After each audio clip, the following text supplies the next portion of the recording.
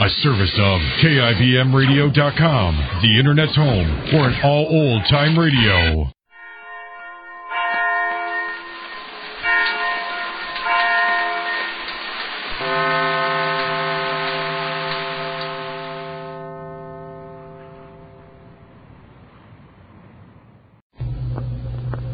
And now, the life of Mary Sothern. Not only Mary's happiness, but the very foundation and structure of her life have been threatened by the events of the past few weeks. The man she loves, her attractive, irresponsible husband, Max Sanders, is critically ill as a result of burns suffered in the prison fire. And Max, actually a hero, has been accused unjustly by the warden of having instigated the fire. And during these anxious days, while Mary is absorbed with worry about Max, their business rival, Gerald Truth, has recognized his opportunity to force Mary to turn over control of the Sanders interests to him. His methods are clever and unscrupulous. He's threatening public disgrace for Mary and Max, and disgrace, too, for Dr. John Benson, because of his staunch support of Max and Mary.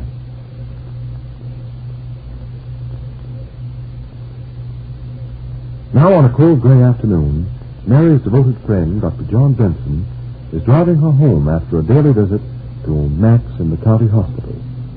Occupied with her troubled thoughts, she has not spoken since John tucked the auto robe around her. Finally, he breaks the silence. Mary, why don't you stop thinking about Max? Can't help it, John. He seemed almost like his old self for a few minutes today. Yes, I thought so, too. For a few minutes. Called me Toots. He almost smiled. Johnny is getting better, isn't he? He's getting worse, Mary. John. I must say that it's going to take a long while, Mary. It's going to be a long, hard pull for Max. And for you, too. You're not helping him by spending sleepless nights worrying about him. But how can I sleep knowing he's dangerously ill and knowing he's been accused of having set fire to the prison? What hope is there for Max if when he gets well, they'll send him back to prison for years? Max threatened suicide not long ago. What do you do when he hears of this? It's all so unfair, so unjust. John, what's happened? Why have you stopped here in the middle of the road? I'm stopping to give a prescription, young lady. But you're going to hold up traffic. So what? I'm handling an emergency case. An emergency case? Oh, John, dear, you've been working too hard. You're so tired. You don't know what you're saying or where you are. Let me drive the rest of the way, please. I know very well what I'm saying. I'm quite capable of driving, and I haven't lost my mind. Now, Mary Sanders, look at me and listen. But, John, I am speaking now as your very stern family doctor, old Doc Benson himself. And my orders are to be obeyed to the letter. Yes, John. Now, you're to stop worrying about everything, you understand? I refuse to add you to my list of patients. You're losing weight. There are dark shadows under your eyes. You're more beautiful than ever. That doesn't sound like old Doc Benson, the family doctor. I stepped out of character for a minute. But I'm serious about this, Mary. You'll be sick if you don't stop worrying about things that may never happen. I've told you that Tracy, the prison doctor, left today to see the governor with proof that Max had nothing to do with that fire. John, the governor won't listen to Dr. Tracy. You're not listening to me, young lady. But I can't hear you. It's an auto horn. You shouldn't hold up traffic like this. I'll start the car as soon as you promise to follow my prescription. You're to stop worrying and to think of nothing more serious than the weather. The weather? Oh, John. Promise? Yes, I promise. Okay. Now we'll have to see you. That's how the road. Here we go. But, John, there's so many questions I want to ask you. Now, wait. There are several things I want to ask you. Come now. What's your honest opinion about tomorrow's weather? Oh, John, I've forgotten how silly you can be. Well, sir, after careful consideration, I should say it's like this. Yes? It's quite likely to be fair and warmer tomorrow. But on the other hand, it may very well snow and be colder. You can't straddle the issue. It's got to be one thing or the other. Now, come on now. Which is it to be? Warmer or colder? I want a decision. It's going to snow. Sure of that? That's my final word on the subject. Hey, what's that on the windshield? Snow. Hey, that's not fair. You saw it first.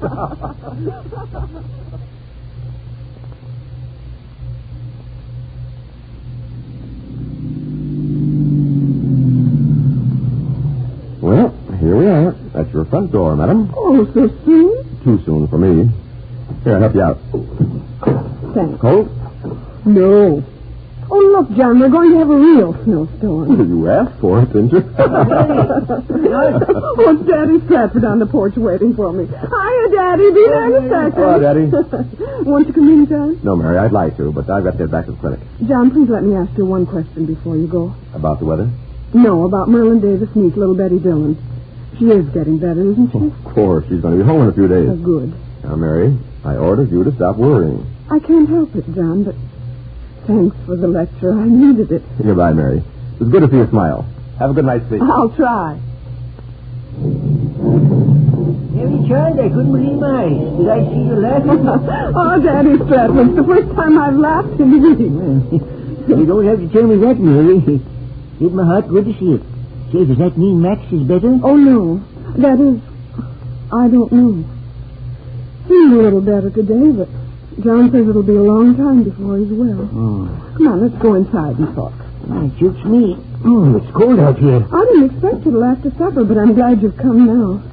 I need your advice badly, Daddy.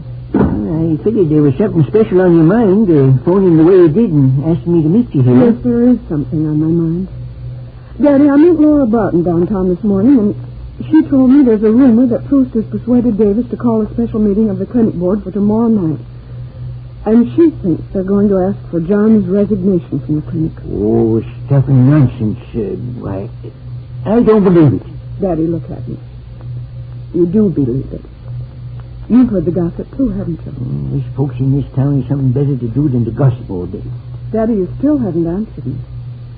Have you heard definitely whether that board's going to meet tomorrow night? Well, I just heard a rumor the same as you did. Now, I don't know for sure, but why do you ask, Mary? Because if it's true, I've got to think fast and act quickly. I can prevent their asking for John's resignation, and I'm going to do it. Mary, what do you mean? Daddy, that children's clinic is John's whole life. It's his present and future. His heart and soul are in it, and all his hopes and dreams. That's why he's done so much good. That's why the children love him and need him. Yeah, I know that damn well, Mary. Max and I have always agreed that we'd do anything in the world for John. Next to you, he's been the best friend we've ever had. Now the time's come to prove our friendship and gratitude. Well, what are you trying to tell me? What are you planning to do? There's just one thing I can do, Daddy. And that's to give Proust, Max, a share in mine in the Sandy's interest.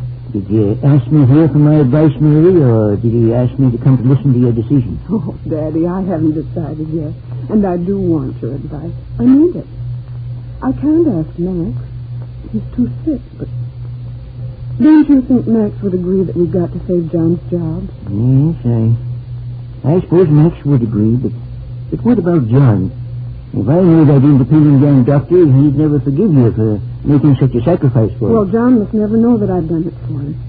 Let him think Proust frightened me into turning over the stocks. Oh, Daddy, it's little enough to do for a friend like John. He's been so wonderful. Why, today when he was dead tired and worried, he worked so hard trying to make me laugh. He's so sweet and thoughtful. And he never thinks of himself. Now it's time I thought of him. I feel the same way you do about friendship, Mary, and I know how you feel about no sacrifice being too great to make for a real friend like John, but, well, don't you think you're crossing the bridge before you come to it? What do you mean, Daddy? I still can't believe Gerald Proust, mean as he is, would dare go through with his bluff about kicking John out of that job. Now, don't give up until you're hot. Oh, every time that phone rings, I'm afraid to answer. Afraid it's the hospital with bad news about Max. Yeah, want me to answer it, Mary? No thanks, Daddy. Hello? Yes? Oh, yes, Mr. Proust. Proust. Yes? Yes, there's no need of saying any more. I understand. Well, I need time to think. I'll give you an answer in the morning. Goodbye. True, Daddy. Proust is going to demand John's resignation unless I sell him my stock. Give me until tomorrow noon to decide. Mary, you're not going to let him have that stock. Yes? Nothing else I can do.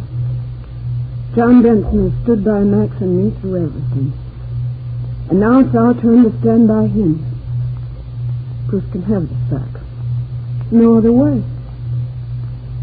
There's one, Daddy. One.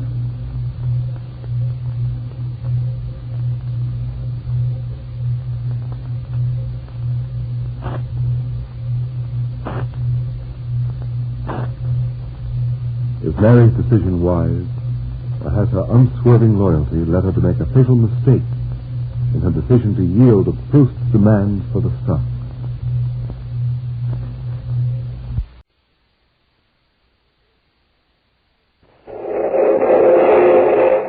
Adventures in time and space, told in future dimension.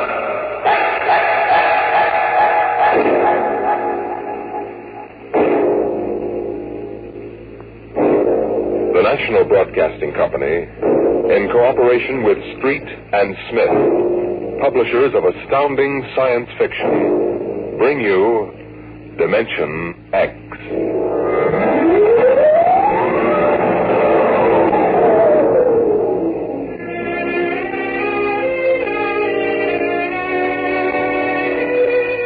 My name is Donald Hasten, private investigator. Maybe you heard about me. I cracked the Turner kidnapping back in 1946. It wasn't very hard. I paid off a few stool pigeons and went right to the hideout. It did my reputation a lot of good, though. Enough good for me to be called into the mayor's office down at City Hall to see Big Mike Flaherty himself. Well, sit down, Hasten. Sit down. Thanks. You'll have to forgive me for speaking so low. That's a bad case of laryngitis. Yes, it is. Hasten, I've been a fool. You didn't get to be mayor of a city like this by being a fool. Well, you know, Hasten, when you get old, you want to believe a lot of things. You want to believe so hard that sometimes you throw your common sense right out of the window. You get hardening of the cranial arteries. You become stupid. What's the pitch, Mr. Mayor? You didn't call me in to discuss the philosophy of growing old gracefully. Hasten, I want you to do some investigating for me. Naturally, it must be confidential. This is a confidential business. All right. Yesterday, a man came into this office and sold me a vial of radioactive water that he called the elixir of life. It's supposed to cure you of any disease and keep you healthy enough so you live 100 years. It's none of my business, Mr. Mayor, but how much did you drop on this gold brick? It's about $50,000. You don't seem the type somehow. Come a little closer, Hasten. I'm going to tell you something my political opponents would give their right arms to know. This isn't laryngitis. It isn't? It's inaccessible for surgery. X-rays would be dangerous. How much time I have left, I don't know. But I live like a man who's going to the chair. Hasten, if I want a vacation, I pack up and go. If I want a drink, I take one. If somebody comes to me with a vial of liquid and says it'll keep me alive, I think twice before I throw him out as a crackpot. What do you want me to do, get your money back? No, the money isn't important. You mean if the loyal opposition got hold of the story, they could use it against you? That's part of it, Hasten. However, you don't have the whole picture yet. Shortly after I bought the stuff, I received an anonymous phone call. I was warned not to take it. I was told it was poison and would kill me in a matter of seconds. Ah, the plot thickens. You can appreciate my position. I feel like a man who can either save his life or destroy himself by taking that stuff. Well, the phone call might be a hoax. Yes, and so might the elixir of life. Yeah, very likely. What do you want me to do about it? Investigate the man who sold it to me. Find out who's behind him, what he knows, where he goes. Nothing else, I want that 50 grand back. What's in it for me? $1,000. If he's on the level. 10% if you get the dough back. Deal? Deal. Here's the vial. And here's his card. Arthur C. Lehman, longevity expert, 45 Billings Court. Okay, Mr. Mayor, you got yourself a boy. Good. I'll leave your working name and phone number with my secretary. I'll have her send you a check. Right, I'll call you.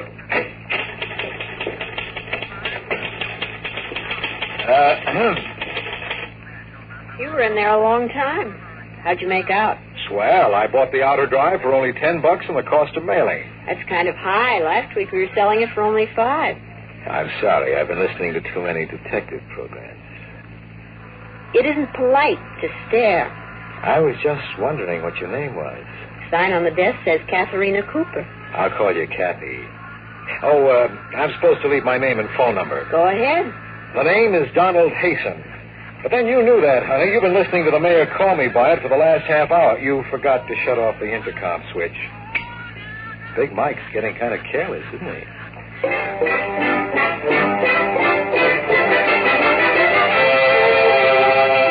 The look on her face said she was feeding me to the vultures piece by piece. I left my card and walked out. By the time I got home, it was dusk. It was the time of early evening when every bachelor wishes he wasn't one, especially after meeting a girl like Kathy. The phone began to ring just as I put my key in the latch. I made it on the fourth ring. Hello? Is this Mr. Donald Hasten? I live alone and don't like it. Were you expecting someone else to answer?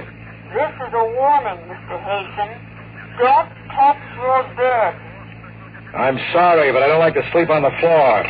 The joys of being a private detective. Oh, hello, Jocko. How's my boy? That's a good boy. Oh, Jocko, be glad you're not a private detective with all kinds of crackpots calling you up and trying to get your goat. Nice boy. Sometimes I wish I had shaggy ears like you so I couldn't hear them. Come on, boy, come on. In the bedroom for a change or something comfortable. Matter, boy, you want to go out? Well, you just wait until I sit down here and get these shoes. Hey there, don't jump on that bedspread. Now, you know better than that. Jocko! Jocko! Oh, God.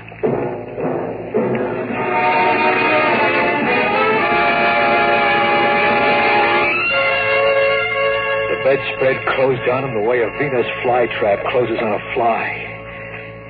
When I looked more closely, I saw that the bedspread had silvery threads of fine spring steel woven into it.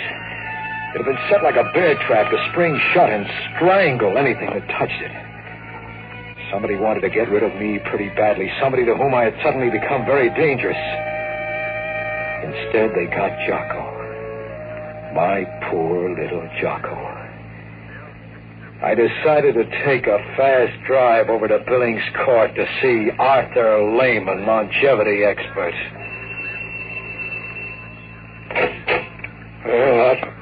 I'm looking for Mr. Lehman's office. I'm the janitor. You didn't need to explain. He isn't in. Mr. Lehman isn't in. I just said I was looking for his office. Oh, a detective. No, I'm really a vacuum cleaner salesman. I just had these credentials printed up for fun. Here, buy your wife a muskrat coat. I can't take any money. I'll just keep this till it's spent. What floor is it on? Up those steps, rear. Thanks.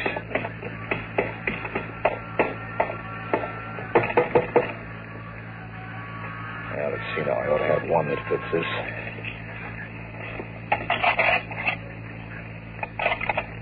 There we are. Now, there should be a light switch somewhere. Let's see if I can... Perhaps I can be of assistance. Looking for someone? Mr. Lehman? Yes. The janitor told me you weren't in, so You picked the lock. Yes, I hope you don't mind. Not at all. If you'd put down the gun. I like to hold it. It gives me a feeling of power. Now, Mr. Hasten. Mr. Hasten, if you will tell me just who you are and what you're doing here. I couldn't sleep. My bed had a dead dog in it. I thought I should consult a health expert. Who sent you? Nobody sent me. I'm like Topsy. I just growed. I'd like to keep on growing, Mr. Lehman. I don't like people trying to kill me.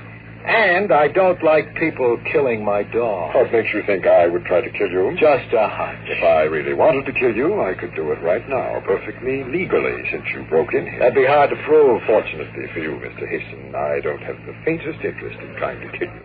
On the contrary, it was I who telephoned and warned you about that bed. You know about that phone call? I ought to. I made it. What's the pitch, Mr. Lehman? I can't tell you what the pitch is, Mr. Hasten, but I will tell you this. Give that vial of liquid back to Flaherty and let him cure himself. Or poison himself. Sure. Look, Mr. Lehman, I wasn't born yesterday. Don't give me this elixir of life stuff. There ain't no such thing. And don't try to top me off this case by pretending you're on my side. Mr. Hasten, I warn you, you're playing around with something much too big for you to handle.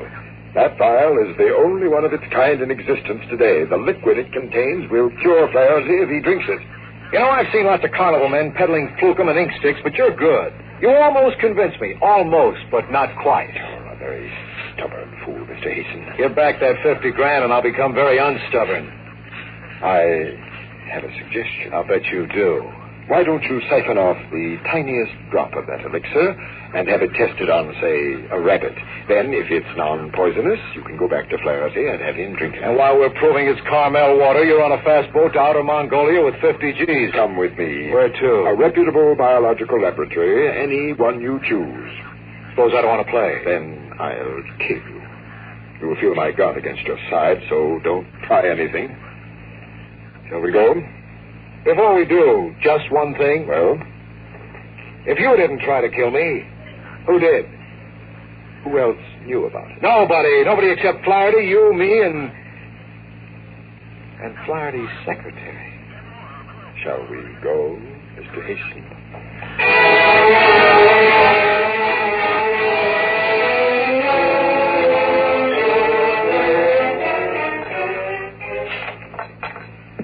Yes, I believe I could make such a test. Of course, we'd need injecting at least a cc into an infected guinea pig. Then we'd have to wait and do a biopsy. How long would it take? 24 hours at least. Okay, how much? $50. My friend will pay you. Your friend? Yeah, the gentleman will... Holy jumping sunfish. Sir? Look, you saw me come in with a guy just a minute ago, didn't you? Yes, sir, but he left when you started talking to me. Isn't that just dandy? Well, is something wrong? No, nothing much. You know what Barnum said about one being born every minute? Yes, sir. Well, he was talking about me. Well, I better get going. Well, yes, sir. Oh, sir, what about that test? Okay, I suppose you might as well do it just for laughs. Send the report and the bill to Donald Hasten, private investigator, Cater Building. Yes, sir.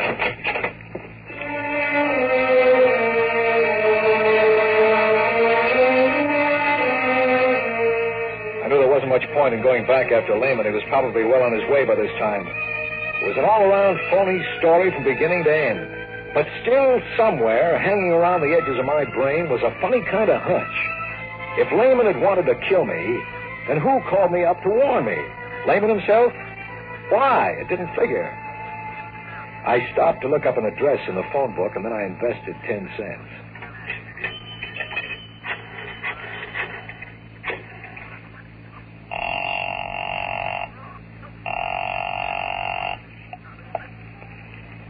Hello? Kathy?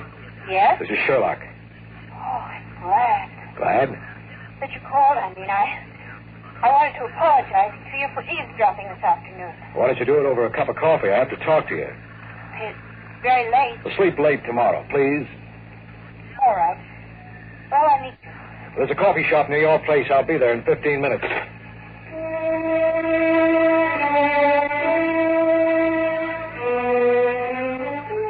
She came in wearing a blue nylon dress and a short gray jacket. They went real well with her blue eyes and soft blonde hair. She seemed genuinely happy to see me. It threw me for a few seconds. And then I reminded myself I had already won the P.T. Barnum Award once that night. Sit down, Kathy. What is it? Do you know a man named Arthur C. Lehman? Am I supposed to? I'll refresh your memory. I had a talk with His Honor about him. I don't remember. Look, I used to have a little Scotch terrier named Jocko. We liked each other. He used to lick my hand. All I want to know is, are you mixed up in it? What goes on? I don't know anything about it. Listen, Kathy, maybe I'm getting sentimental in my old age, but for a moment there, when you walked in, I thought you seemed genuinely glad to see me. Was it because you were glad I was still alive? Come on, give. Don, I like you. You're a nice guy. Why don't you let it alone? Call Flaherty and turn down the assignment. Give him back his vial and tell him you're not interested in finding Lehman. Would you do it? If you want to help me so much, why not tell me what it's all about? I can't. I'd like to, but I can't. I've told you too much already. Somebody's got you real scared, honey. Who is it? You're too nice a girl to be mixed up in this garbage with a guy like Lehman. Come on, tell me. I can't. Just believe that, please. Get out of it now before it's too late.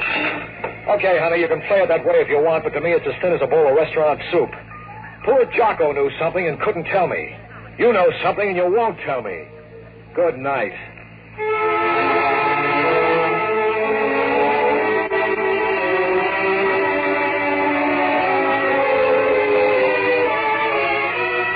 I didn't go home. I spent the night in a local YMCA, and I didn't sleep very well.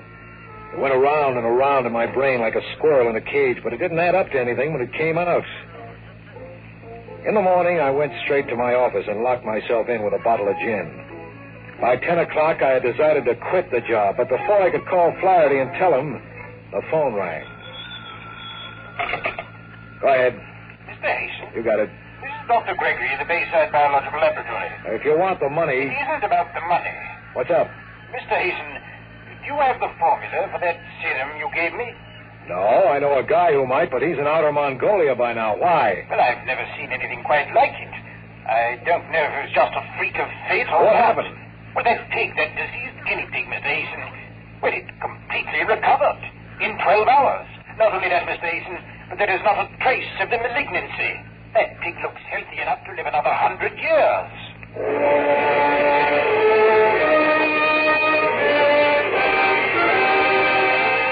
I could feel the sweat soaking into my undershirt as I put down the receiver. Where do we go from here? Was Lehman on the level after all? The next stop was Lehman's office. Maybe he wasn't in Outer Mongolia. It was noon before I got there. The same janitor was on duty in the same dirty lobby. Hello there. Hi. You want something? Lehman. Who? Lehman. Never heard of him. Now, wait a minute, Junior. You remember me. Last night, $5, rear office, first floor. I don't know what you're talking about, mister. Oh, you want another $5, huh, Junior? Well, this time I don't buy. Get out of my way. Now, listen, mister, I can't let you just walk into that office. I'll try to stop you if you want to work tomorrow. But there's nobody in there, that office. We'll see about that, Junior, right now. Holy mackerel. I told you, mister.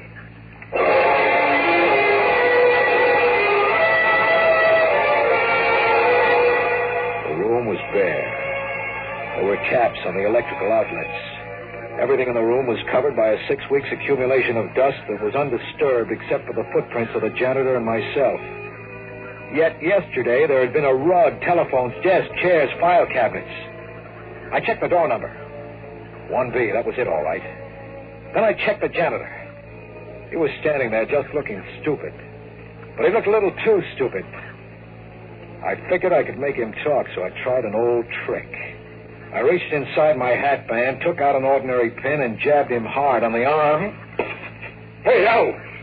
What's the big idea, mister? Sit down, Junior. Sit down over here on the window ledge. Okay. Now, listen, I don't know anything. Maybe you saw something like this in the movies, Junior. There's this guy, see, a killer. And he sticks another guy with a needle that has a slow poison on the end of it, like I have, right in this little glass vial. See it? And only this killer has the antidote. If the other guy doesn't talk, it's curtains in 1 minute. If he does, the killer will give him the antidote. Okay, Junior, talk. Well, I don't believe you. There's no poison in that pin. It's a joke. It's up to you, Junior. Don't you feel something different, though? Feel your heart speed up a little from the poison? Now, listen, I don't know anything. It makes you sweat, too. When it reaches the brain, that's when it really begins to work. You got 30 seconds to spill. Otherwise... Please. 25 seconds. Okay. He was here. He gave me $100 to forget it. He rented the office only a couple of days ago, and then last night he said he was moving out. Said I shouldn't mention to anybody that he'd been here. And our lady was gone. Files, furniture, and all. Don't know how I moved all that stuff out so fast. Now, that's all I know. Honest, that's all I know. Now, for God's sake, mister, give me that stuff. Don't let me just croak. I feel it. Relax, Junior. There was no poison. You're all right. A trick. Yeah, a trick. Thanks for the information. A trick. To trick me. He said he'd kill me. Thanks again.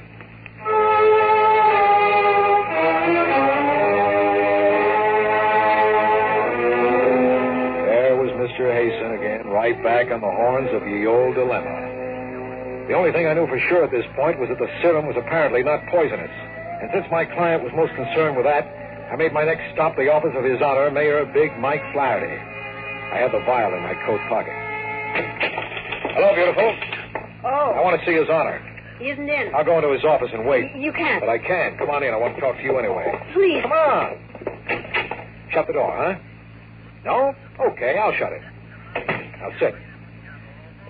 Okay, baby. Let's have a heart-to-heart conversation. I see you didn't listen to my warning. No, I didn't. What's more, I found out that this Lehman character is on the level about the serum. It works. You found that out, too. That's right.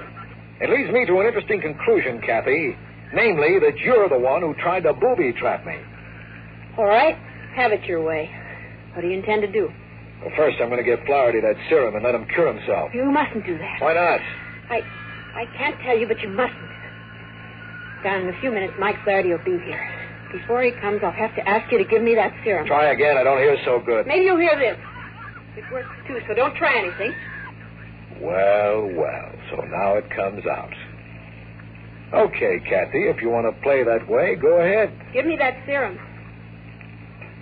Why don't you shoot? I warn you, I may have no choice. Give it to me. Pull the trigger, baby. You're weakening. Don, please, don't make me kill you. Please.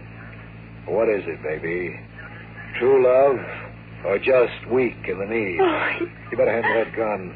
Oh, Don, what can I do? I'm so mixed up. Well, that's better. Now, what is it, Kathy? You're no killer. Tell me what's going on here. Maybe I can help you. You gotta trust me. No, I can't, Don. Believe me. I want to, but it's against the prime injunction. The what? Oh, you wouldn't understand. There's no way I could make you understand. Only believe me, Don, because I love you. You mustn't let Lehman succeed in giving that serum to Mike Flaherty. The consequences would be unimaginable. You know, Kathy, if you had come to me and leveled right at the start, maybe we could have worked something out. Maybe I'd be listening to you now. But you're a little late because I just heard Big Mike come into the outer office. He'll be here in a second. Don't, please. Come in. How do you do? Lehman. I see she's been trying to get the vial from you, Mr. Hasten. I was afraid of that. I came over to make certain that Mr. Flaherty is permitted to drink the serum. Well, that's very noble of you, Lehman, but I don't quite understand it. You have your 50 grand. What do you care whether Mike Flaherty lives or dies? Mr. Hasten, if Mike Flaherty dies, the opposition candidate will win the next election. That means a new political party will come into dominance in this city. The next president will be a representative of that party. I am most anxious to see that does not happen. The entire future of our country, indeed the history of the world, would be affected by it. He's telling the truth, Don. But events must be allowed to take their normal course. Don't listen to her, Hastings.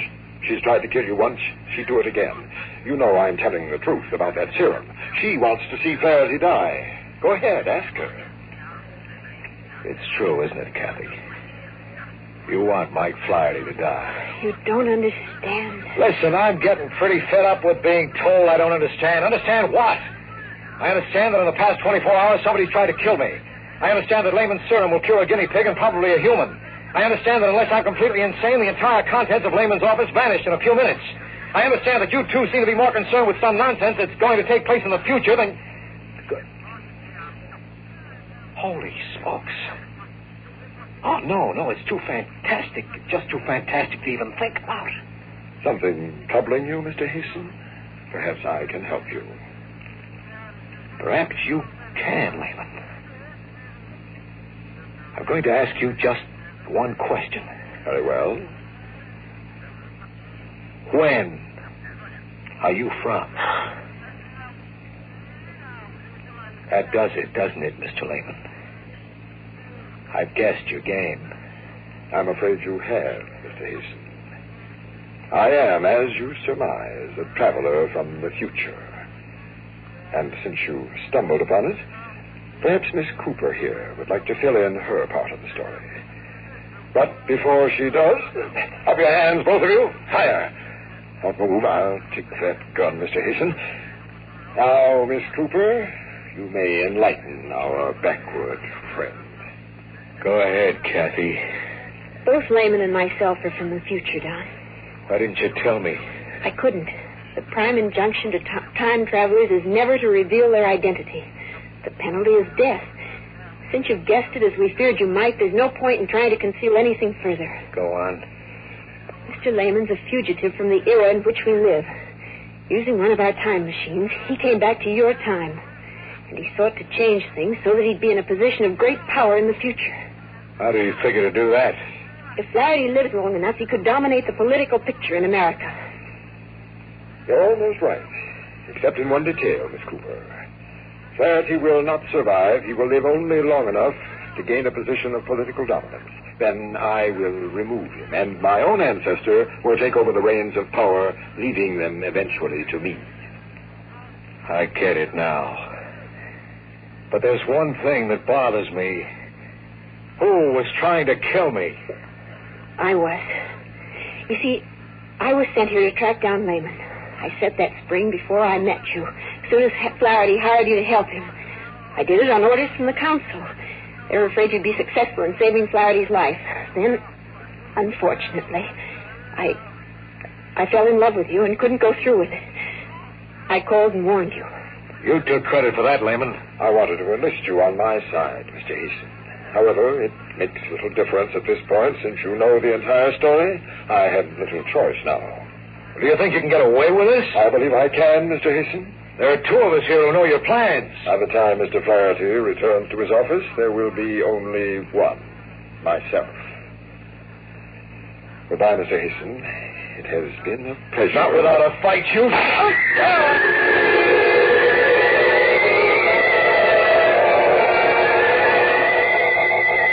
Not many people know how it feels to be shot in the forehead. I saw Kathy jump toward the desk and push a button I hadn't noticed before. I remember a thud as if I'd been sandbagged, and then watching in amazement as the crimson spread down the front of my shirt. Then there was a loud roaring noise and everything went black. I died. Don't try to move, Don. Don't move yet. It'll take a few minutes for you to feel like yourself. What? Holy jumping sunfish.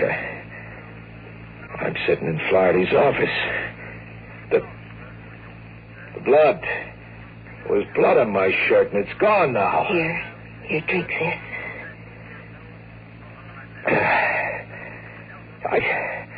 I don't understand it. Have I been dreaming?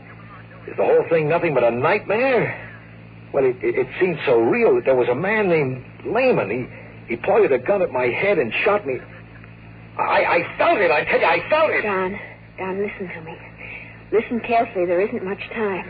And please, darling, please, this time, believe me. Listen. Go ahead. You were in this room. Lehman did shoot you. He killed you. You're insane. No. What he didn't know was that this office is a time machine. We rigged it that way, hoping to trap him here and take him back to future time. When I saw he was about to shoot you, I jumped to the switch that sets the machine into reverse. We went back into the past, before he killed you. That's where you are now. It's only a few minutes before Lehman is going to knock on that door and come into the office. But it's too fantastic to believe, Kat. It's true. What can I do? Break the vow. Break it now before Lehman gets here. And then, when he comes, get the jump on him. Since you're the one who went back in time, you'll remember, but Lehman won't. What'll happen to us? We'll appeal to the council. Perhaps they'll let us stay together. I can't make my brain believe this, Kathy. You must, Don. Don, for our own sake, for the future's sake. Break the vial now. In a moment, it'll be too late. Well, I don't know, Kathy. Flaherty, his life depends on this little glass bottle. Don, please. It's Lehman. Don, you've got to decide now. Now, quick. Thank God. Come in, Mr. Lehman. We're ready for you.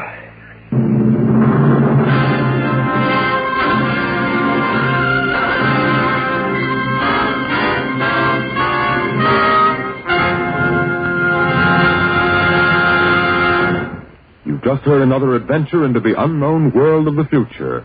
The world of...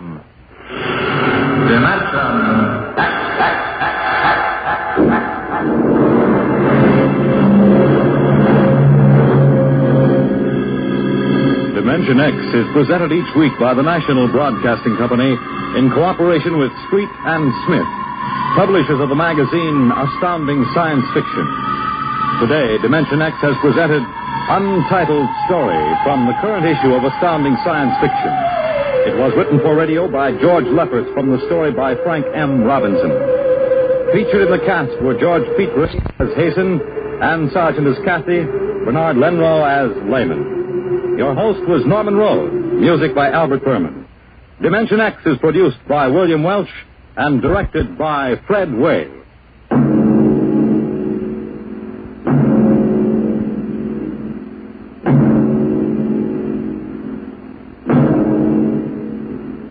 Dragnet, the story of your police force, is next on NBC. In that dark gray hour just before the dawn, Mrs. Gregory and her chartered rescue boat reached the location of the Magic Island. This weird island has been submerged, raised, and sunk since we saw it last, and Captain Bradford and the girl commander nearly went down with it. They floated all night, clinging to a small rubber life raft, and were just about ready to give up hope when a searchlight swept the sky. Johnson, in the pilot house of the rescue boat, thought he saw a tiny light far ahead and called Mrs. Gregory, Jerry, and Joan to watch with him. Jerry signals with the searchlight, and a faint answering signal is seen. All is excitement aboard the Gregory boat as they bear down rapidly on the two people in the water, the first faint streaks of dawn lighting up the ocean.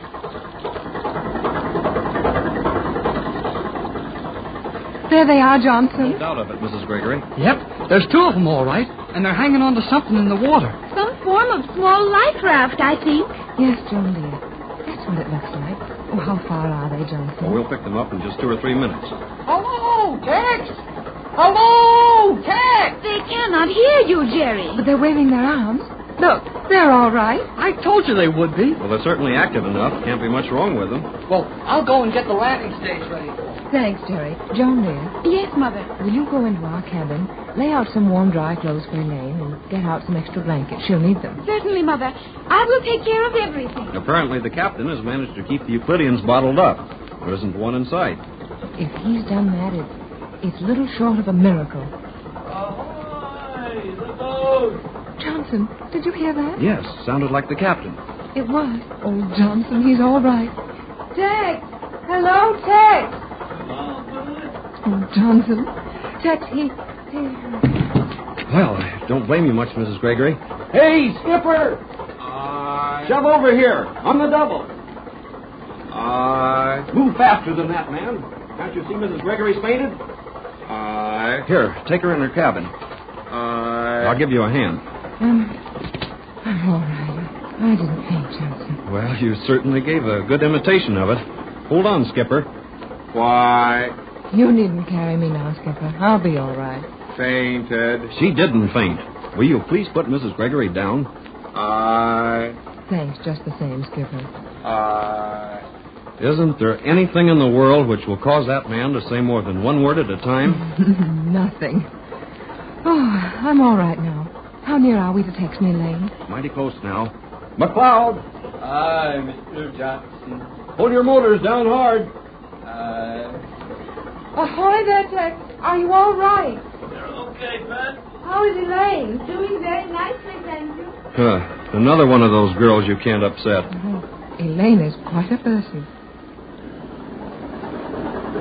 I've got the landing stage all ready. Right, Jerry. I'll come back amidships. Go ahead, Mrs. Gregory. I'll stay on duty here. Thank you, Johnson. You're always on duty somewhere. Hurry up, Mrs. Gregory. We're nearly to them. Coming, Jerry. Stand by, McLeod. Full speed astern. Full speed astern. You'll have that stage alongside you in a minute, Tex. You're watching it. Be ready to grab this ladder, Elaine. I will do so, Captain. Let me go down the ladder, Jerry. Well, it's swaying pretty badly. No, I don't mind that. I want to be the one to bring them aboard. Well, okay, Mrs. Gregory.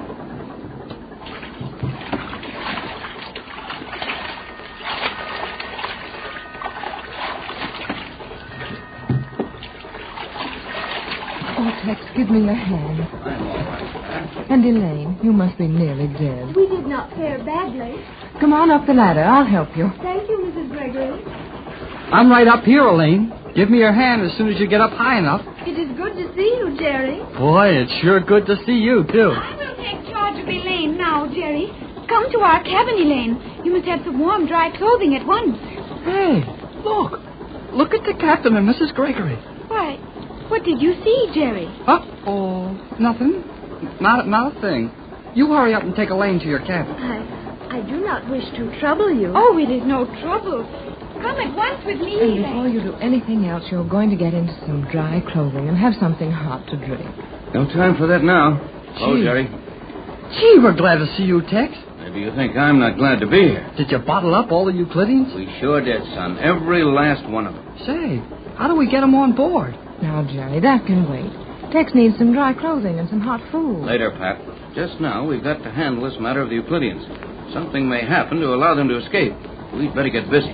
Well, what do we do? I want you to go up and send Johnson to the radio cabin for instructions. You hold the wheel while he's gone. And tell the engineer not to move off this spot. Aye, aye, sir. I'll send Johnson.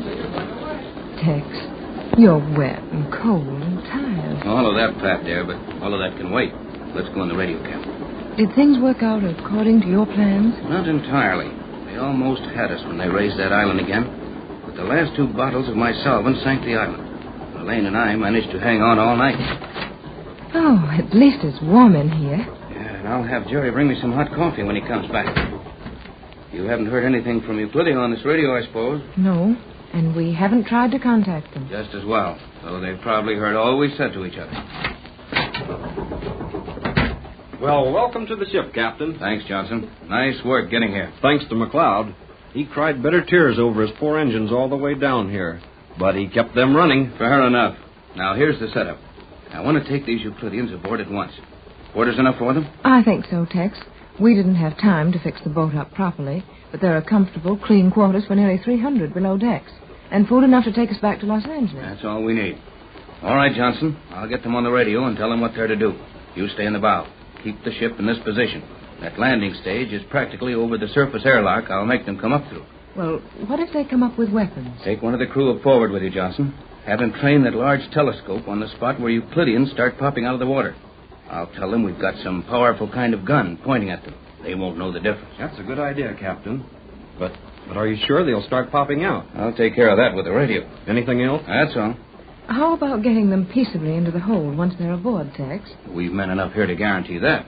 I think our trouble with Euclidia is all over. They won't have much fight left in them when they get up here. Well, I'll shove off. You want Jerry in here? Yes, for the present. I'll send him out to you later. He knows more of those Euclidean tricks than you do. Right, Captain. Well, Pat, here we are. Yes, Tex. Here we are. And last night I thought we'd never be together again. I'd like to do nothing but sit here and look at you. There's work to be done. First thing is to see if our friends care to enter into a little radio talk. Well, I doubt it. I think they will. Bradford to Euclidia. Bradford to Euclidia. Answer at once. What will you do if they refuse, Tex? They won't refuse. Thales on Euclidia to Bradford. Euclidean transmission chamber to Gregory Boat. What is your message, Captain Bradford? Hello, Thales. You will pass these instructions to everyone in Euclidia. This is final. Do you understand that? Your instructions will be followed. Then listen carefully. You will arrange for your entire colony to come aboard this boat immediately. You will leave Euclidia only through the surface airlock near this boat. Any attempt to leave by any other means will force me to release my formula and immediately flood the city of Euclidia, destroying everything in it. What of the animals and various domestic fowl and beasts? They will be cared for. After you are all aboard, I will arrange a guard for my crew. They will remain on Euclidia until those animals may be taken out to safety. I understand. We are to begin evacuation of the city at once. I suppose you realize that we may leave that lock only one at a time, and that several hours will be required. I realize all that. Start at once. We are ready to take you aboard. You, Thales, shall be the last to leave Euclidia, and your life will be the guarantee of the actions and safety of the others. That is well. We will begin at once. Prepare to receive the first of our colony in less than 180 seconds. Good. That is all. 180 seconds. Tex, they can be coming out of that lock in 3 minutes. That's what Bailey says, and his mistakes are few and far between. Hey, I got it this far. I can take it in. Now, what are you two fighting about? Sounds like home. Well, I got this coffee from the galley for you, Tex, and Joan I here... wanted to bring it in to you, Captain, but Jerry would not allow it. That wasn't very gallant, Jerry. Well, maybe not. But Joan took the coffee to Elaine. Say, this is mighty good, Jerry. Certainly hits a spot. How is Elaine, Joan? She is apparently quite well, though there was not time to make sure. No time? No time for what? Something happened to her? Yeah, she went to sleep. Well, that won't hurt her a great deal. You know, that girl has plenty of nerve. She deserves a rest. But she did not even have her coffee. I sent Jerry to the kitchen and... Kitchen? I've told you 100 times, on a boat, it's the galley. Very well, Jerry. I sent you to the galley, and before you returned with the coffee, Elaine had fallen asleep. Well, that's all right. Sleep will do her more good anyway. But I enjoyed the coffee. A little later, I'd like some more. Oh, sure, Tex. I'll get as much as you want. Hey, what about the Euclideans? I just had Bailey's on the radio. They're coming aboard right away, and they're not going to stop to argue about it. The Euclideans agreed to your plans without resistance? They did. Doesn't sound right to me. And it wouldn't to me, Jerry, if I hadn't heard it with my own ears. Well, I'll bet it's a trick. I would suspect that. No, not this time. Frankly, I expected some argument about it. But for some reason, Bailey sounded absolutely hopeless. Yes, I think you're right, Tex. All the fight has gone out of them, but why? I don't understand it. I'm just glad of it. Yes, Skipper? Come. What's up? Hurry. What's happening, Skipper? Euclidean. Euclidean coming up out of the water? Aye. Oh, boy, come on, Joan. We've got to see Yes, this. Jerry, it is very exciting. Are the crew all lined up to run him into the hole? Aye. Come on, Pat. This is what we've been waiting for. Yes, Tex, this is what we've been waiting for. Hurry up. The first Euclidean is coming up the ladder. Faster than a speeding bullet. More powerful than a locomotive. Able to leap tall buildings at a single bound. Look, up in the sky. It's a bird. It's a plane. It's Superman. Kellogg's Pep. P-E-P, Pep. Kellogg's Pep, the Sunshine Cereal, presents The Adventures of Superman.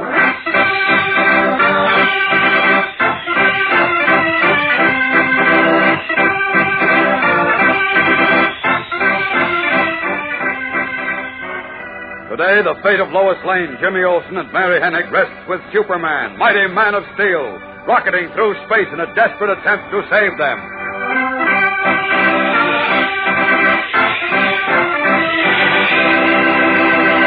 Hello there, gang. This is your pal Dan McCullough. You know, Old Man Son has a sidekick who puts the finishing touches on the sunny, cheerful sort of breakfast you like best. Yes, sir. It's Kellogg's Pep, the Sunshine Cereal. So golden toasted and sunny looking that, well, you can hardly wait to hitch up your chair and begin. And talk about flavor. Why, Pep's Sunshine flavor fairly sparkles on your tongue. Not to mention how crisp and toasted Kellogg's Pep is. How tender. How each spoonful seems to melt in your mouth. Believe me, gang, Pep is a honey of a dish to start off your day with a smile. Good for you, too. Sure, your mom knows that. Because Kellogg's Pep gives you solid whole wheat nourishment plus. So get hep to Pep. See if you don't like that keen sunshine flavor and golden crispness so much that, well, you'll want to eat up every tender flake in your bowl. That helps avoid waste, you know. And these days it's important that we send the cereal grains to help give good nourishment to fellows and girls all over the world. Think of that when Mom brings Kellogg's Pep home from the grocer's. Don't waste it. If you pour your own Pep, pour it carefully and polish off every bit you pour out. Remember, eat all your Pep. Don't waste it. Now, the adventures of Superman. Unaware that Clark Kent was Superman, Al Vincent, a crooked pawnbroker and politician, attempted to shoot him after boasting that Lois Lane and Jimmy Olsen would never again be seen alive. As Superman, Kent took Vincent high into the air and persuaded him to reveal his plot against the two reporters, then turned him over to the police. But at that moment, several miles away on a lonely country road, Jimmy, Lois, and young Mary Hennig were placed unconscious in a car which Vincent's henchman then sent plunging down a steep hill, at the bottom of which was a deep quarry filled with water. Calling on every ounce of strength in his powerful muscles, the man of steel flashes across the skyways and approaches his destination just as the car bearing his unconscious friends reaches the bottom of the hill, leaps upward with its momentum, and then begins its sickening drop to the deep quarry waters. Without pausing in flight, Superman flashes downward in a great swooping dive, snatches the car up just as its front wheels touch the water. Up to the road. Up!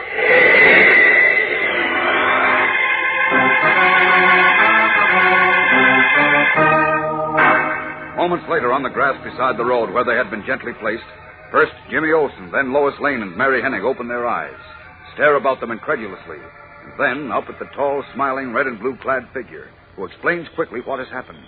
Mary bursts into tears. Oh, now, look, there's nothing to cry about, Mary. You're all right. Superman saved you. I wish I was dead. Mary, please. I do, Miss Lane. I wish he had saved just you and Jim and left me to drown. Why, Mary? I think it's because she realizes she made a lot of mistakes and she's sorry. Well, she should have thought of that before. Don't be too harsh with her, Superman. After all, when she did realize what she'd done, why, she deliberately risked her life to help us. Yeah, she was caught by Vincent. That's how come she was in the car with us. I see. Now I'll be sent to reform school. Maybe you won't be sent away. We'll do all we can to help you, Mary. Sure we will. Won't we, Superman? Yes, of course, but we mustn't forget that Mary broke the law, and it's up to the court to decide whether she's to be punished. All right, come on, under my arms with all of you. That's it. Now, hang on. We're all going to pay a visit to Inspector Henderson. Up, up, and away!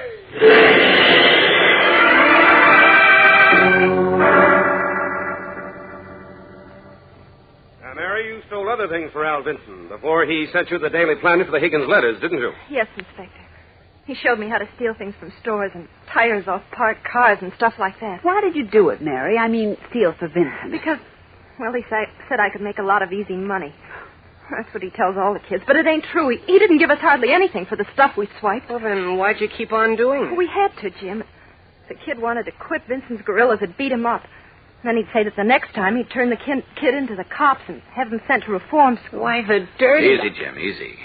That's the way the Vincents in this world always trap youngsters. They tempt them with easy money, make them think it's smart to break the law. Once they get their hooks into a boy or girl, they never let go. Till the poor kid winds up in jail. Sometimes even in the electric chair. You're right, Superman.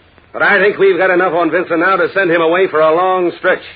Thanks to Mary's confession and to your efforts in capturing Vincent's henchmen. Those rats squealed plenty. Oh, gee, that's swell. It certainly is. How about Martin Higgins, the man who wants to be mayor of Metropolis and who sued the Daily Planet for $1 million for slander? Oh, jeepers, I forgot that. Higgins is Vincent's partner, the power behind the big racketeers in this city. But if we can't convict him, he might win the election next week and break the Planet, too. Look, Inspector, Mary can testify that she stole the evidence from the Planet which proved that Higgins was a crook. Sure I can, and I will, too. I'm counting on that. Also, my men are checking on Higgins now. If they can find that he really was associated with Vincent... Oh, I'm sure they can. Then we'll have him behind the 8 ball. Tomorrow's the big day. I'll see you all in the courtroom then. The courtroom? You mean I'll be sent to reform school tomorrow? That's up to the judge, Mary. We'll see.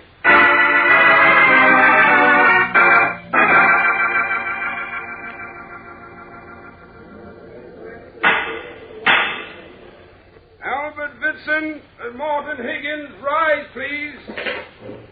This is it, Lois. Oh, Clark, the judge just can't let them go. He can't. Albert Vinson and Morton Higgins, the court finds sufficient evidence against you in the matters of conspiracy to commit murder and grand larceny and contributing to the delinquency of minors to hold you without bail for the next session of the grand jury on June 19th. Hot dog, that's telling him, Judge. Yes. Court adjourned.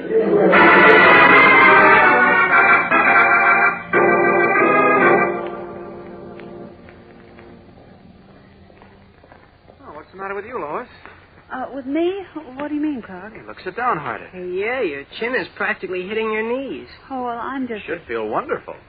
Vincent and Higgins are cinched to get 20 years apiece. That means Higgins can't possibly be mayor now, and the Daily Planet is saved. I know, it's marvelous, but I just keep thinking about Mary Hennig. Gosh, Clark, if they send her away, it'll break her spirit and maybe kill her mother. Well, all we can do is hope for the best. Here's the juvenile court. Should be up for trial about now. Come on in.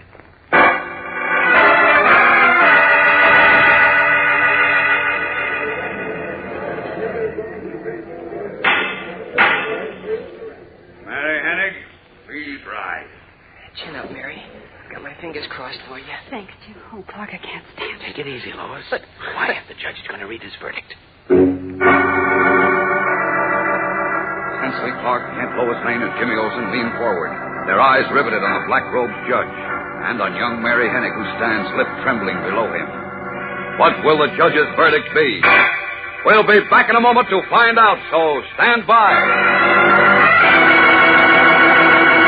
Say, gang, let me tell you about a breakfast dish that's really the berries in more ways than one. It's this week's pet dish of the week, Black Raspberry Ringer. And what a smooth combination it is. Listen, you pour out your regular serving of Kellogg's Pep, the Sunshine cereal. On top, around the edge of your bowl, make a wide ring of plump, juicy black raspberries. Add milk and sugar, and there's your Black Raspberry Ringer. Why, it runs rings around most anything you ever tasted. I mean, it's delicious. You see, those tender, golden toasted flakes of Kellogg's Pep are a bang-up good treat in themselves. So crisp and light and full up with keen, sparkling sunshine flavor that you want to settle down to eating until you've finished up every last bit in your bowl. Believe me, nobody wants to waste Kellogg's Pep. And pour it out carefully, too, because waste is particularly bad nowadays when we're sending the cereal grains to fellows and girls all over the world. So latch on to Kellogg's Pep, gang. When Mom brings Pep home from the grocer's, make sure there's no waste at your house. Pass the word along to the rest of your family, too. Make sure to eat all your Pep. Don't waste it. In Metropolis Juvenile Court, the black-robed judge is about to deliver his verdict in the case of young Mary Hennig, who stands at the bar, pale and trembling. Behind her, in the first row of the courtroom, Clark Kent, Lois Lane, and Jimmy Olsen wait tensely. Mary Hennig, the court has considered all the evidence in your case and finds you guilty of larceny and assault. Therefore, it is the duty of this court to sentence you to 3 years in the state reformatory. Oh, no. Gosh, no, Judge. Quiet, or I shall order the courtroom cleared. The court has, however, considered the circumstances of your case, which include the unfortunate conditions of your environment and the forces responsible for your acts of delinquency. Further consideration is given the recommendations of the police department and district attorney's office for clemency and their belief of your sincere repentance. What's coming now, Mr. Kent? Hold on to your hat, Jim. I am therefore making your sentence a suspended one, Mary. Do hereby parole you in the custody of Miss Lois Lane. Oh, gee Oh, whiz. Clark, isn't that wonderful? That's great. Oh, boy, Mary's free. Isn't that swell? Yes, go ahead, Jim. Court adjourned.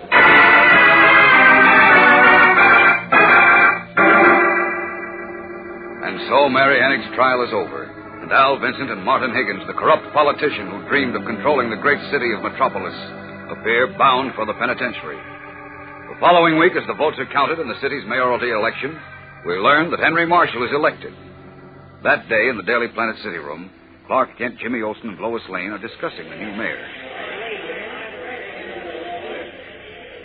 Well, Lois, did you hear our new mayor, Henry Marshall, outline his program? No, I couldn't listen to the radio, Clark. I was writing the election story. Oh. What did he say? Well, he said the first thing he's going to do is sign the slum clearance bill. Oh, good. Then start tearing down those rat-trap tenements and build modern housing. And parks and playgrounds and gymnasiums for the youngsters. That's wonderful. Then those kids will have a chance to grow up to be happy American citizens. Sure. Mary, Jim, did you hear what Clark just said? I heard Mr. Marshall on the radio. Oh, so did I. Jeepers, I'm so glad. Oh, boy, am I glad all this is over. Now I can get back to my baseball team. What baseball team, Jim? Gosh, don't you know, Miss Lane? The Unity House team. I'm the manager and coach. Not really. Boy, what a ball club. Terrific, if I do say so myself. My, such modesty. Yeah. Well, we are, Mr. Kent. We won 6 games and only lost 1. Only lost 1? Mm-hmm. Tomorrow we're playing in the semifinals for the city championship. Good boy. If we win that and then the finals, we get to play the winners of the Middle West and California tournaments for the boys' championship of the country. Jeepers, I sure hope you win. So do I, Jim. Can Mary and I come to the game? Oh, sure. I'll get your passes. Well, sure. Get me one, too. Well, I guess everything's back to normal. We can take an interest in baseball again. Ah, you said it, Mr. Kent. All our troubles are over.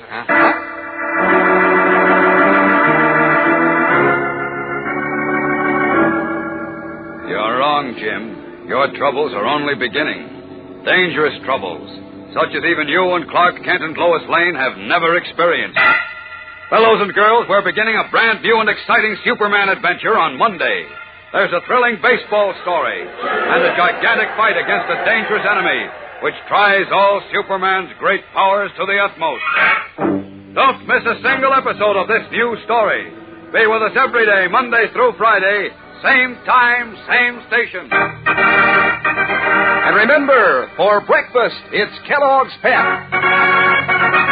For excitement, the adventures of Superman.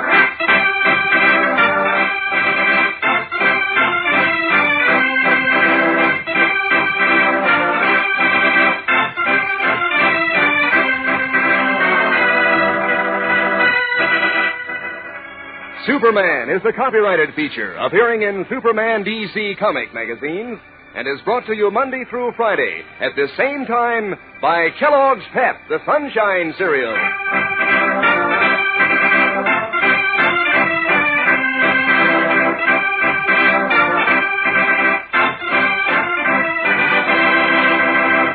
You know, it wouldn't surprise me, fellers, if your dog sometimes wishes he were you. Sure, then he could tell Mother what he likes to eat.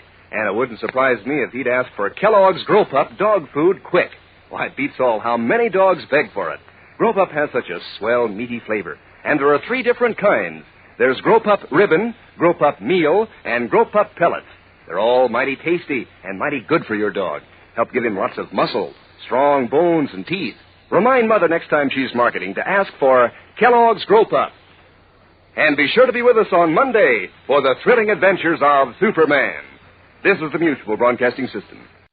Tired of the everyday grind? Ever dream of a life of romantic adventure?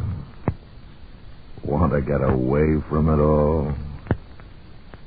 We offer you Escape. Designed to free you from the 4 walls of today for a half hour of high adventure.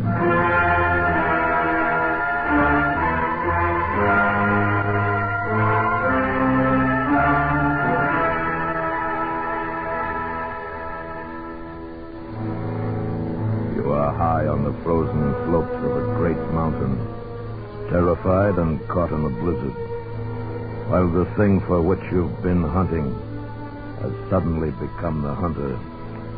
And if it finds you, then for you and your companions, there can be no escape.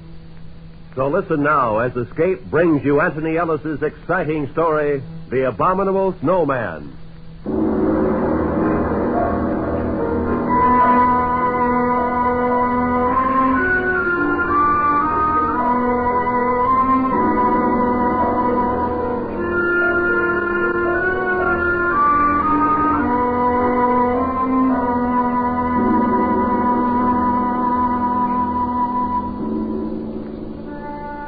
First bit of luck was when we hired our Sherpa guide, Nasang.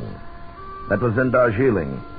When I told Nasang what we were after, he hesitated for a moment. And then he said, The Sabs have not come to climb Shomolungma? Oh, no, we're a little late for that. It's already been done. The other 2 Sabs and myself are here for the reason I told you. Metokangmi? That's right. The Sabs always hire me to climb the mountain with them. But never this. Are you afraid of them? I have seen one. You've seen one? Yes, many of us have seen them. Wait a minute. Alan. Yeah. What's that? I'm interviewing a Sherpa in here. He says he's seen one of the things. Hey? Where's Frank? Went out to get some tobacco. Yeah.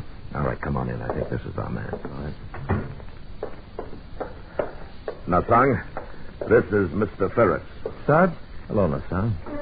Nasang was telling me about what he'd seen. Go ahead, Nasang. It has a face that is evil. And when it saw me, it uttered a strange cry and bounded away. Sometimes leaping, sometimes running with great strides. It was dusk, and after a moment I lost sight of it in the snow. Where were you? With the French expedition. It was at 19,000 feet on Shomolungma. How far were you from it? 30 feet, perhaps 35. You're sure it wasn't an ape? I am sure. There is no ape in the Himalaya to make such a track. What about bears? This too I have been asked. But does a bear walk always upon its hind legs? Well, that's enough for me. Alan? Yeah, he'll do. Yeah. But if you want the job, Nasang, you're hired. You are going to try to capture a Yeti? Yes. It will be a difficult thing. But I will serve with you.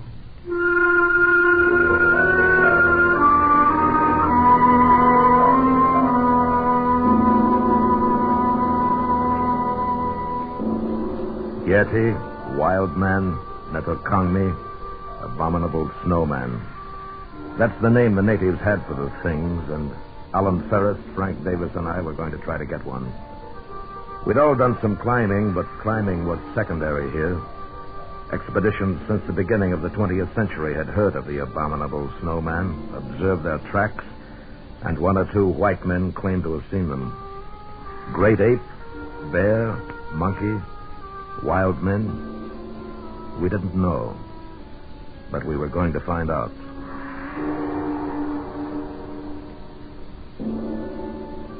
Four weeks later, we were in the Rongbuk Valley for our interview at the monastery with the Lama. The journey from our base had been uneventful. The weather was good, and our spirits were high. From the Lama's window, we could see the great peak of Everest in the distance. Why, gentlemen, do you desire to capture Netokangmi? Because, sir, we believe it will be an invaluable aid in our prehistoric research. That is, if these things are in any way human. And for this reason, then, you have formed the expedition? Yes. You are all familiar with climbing? Yes, we are. You would need to be.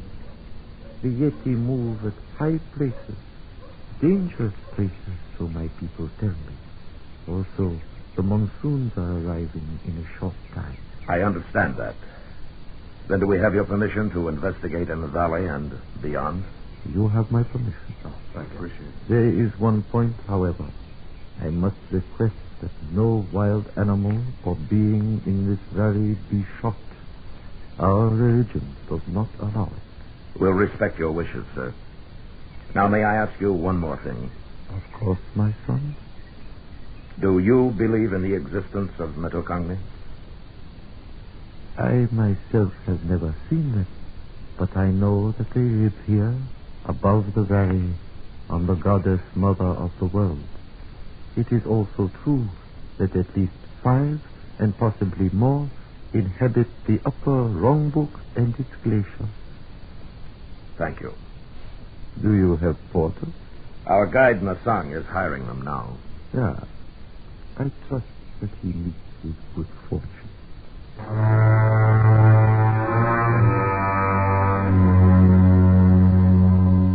The old man, with great dignity, bowed slightly to us, and we were dismissed. But I thought I saw the shadow of a smile on his lips as he turned away. And it wasn't long before I found out why. Nasang returned to us in our quarters, and his face warned of bad news. Sir, I am unable to hire any porters. But why not? They know the purpose of the expedition. They will not go. Why? They are afraid. Of the snowman? Yes. They live in peace with them. They wish no trouble. They are afraid. Well, all right. It'll be rough, but we can't waste time talking them into it. The monsoons will be coming in a couple of weeks. It's not the same as climbing Everest. We'll travel light, just the four of us, set up a base and start hunting. All right with you, fellows? Yeah, sure. Nasang? I will go with you. I am not afraid. Good. Well, let's take a look at the map. Now, we'll each carry a capacity load. We should be able to make this point below the glacier in 2 days. That's 16,000 feet. And if our abominable snowmen are in the vicinity, we've got 2 weeks to find them. When do we start? Tomorrow. Good. Well, that's it. Paul? Yes, Frank. One thing. What do the natives mean when they say they don't want any trouble with the thing? Superstition, probably. Oh, no, sir. It is not superstition. It is because the Yeti are cannibals. That is why the porters are afraid.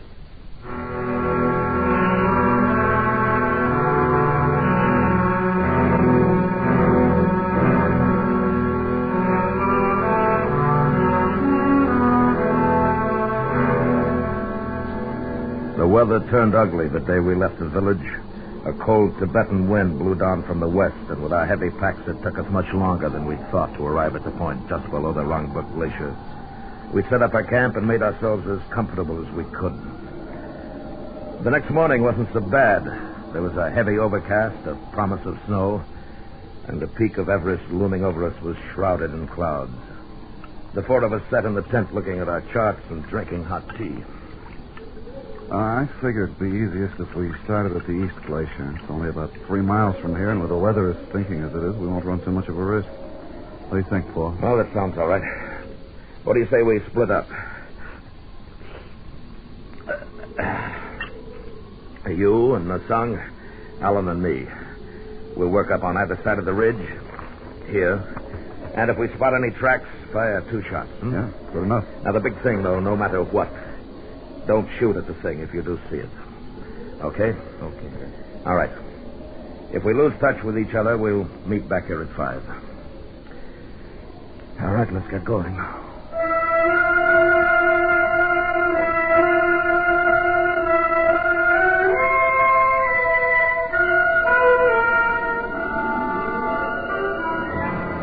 We'd left the base at 6 that morning, and the going was rough. Alan was pretty well shot by the time we got to the 17,000-foot mark. He was having a tough time breathing, and the wind had come up again. And with it, a fine, powdery snow that blinded and choked us.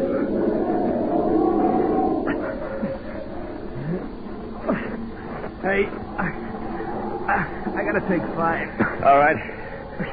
Here, move over here. Might cut some of the wind.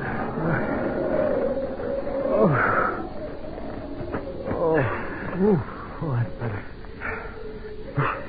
Well, we might as well start back for the base. We couldn't see anything in this anyhow. You know, right now, I don't care whether we do or not.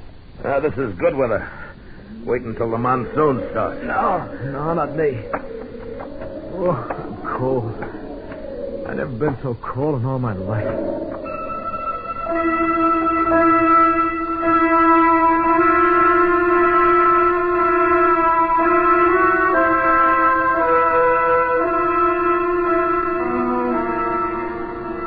We stayed in the half shelter of an overhang for 10 minutes. The wind was quieter and the snow had let up. I noticed that the tracks we'd made coming into the shelter were gone now, but we didn't have any worry finding our way back. I figured that Frank and Nasang had met pretty much the same thing on their side of the ridge, and we'd meet them at the base. So Alan and I picked ourselves up and started off. Boy, I thought I was in pretty good shape, but up here, boy, I'm nothing. Oh, Paul, I'm tired again. We'll just take it easy going down. You haven't got frostbite, have you? No, not yet, but... What? The left there. Yeah. They're not our tracks, are they? Not unless you took your boots off on the way up. Must have just passed by. It must have seen us. Yeah. Come on. We were looking at a set of tracks newly made in the fresh snow. And they'd passed so close to our shelter that the thing must have known we were there.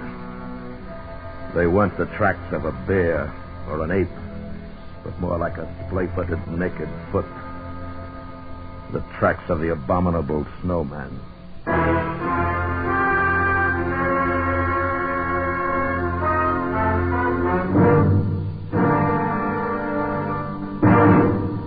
We will return to Escape in just a moment, but first, 30 million school children make their way back to class this year. There are just 10 million too many for existing school facilities. Contact Better Schools 2 West 45th Street, New York 19, for information on ending this menace to America's educational standards. And now, back to Escape.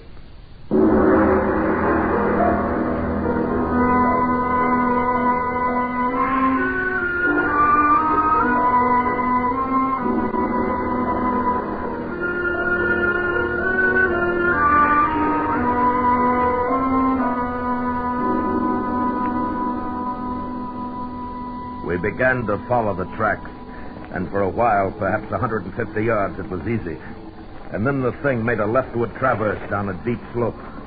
We could see the prints clearly, angling with a sidestep, as sure-footed as a mountain goat, except that it was walking on two legs. This way, Paul. Take it easy, Al. Getting steeper. Boy, that thing sure can climb. Hold up.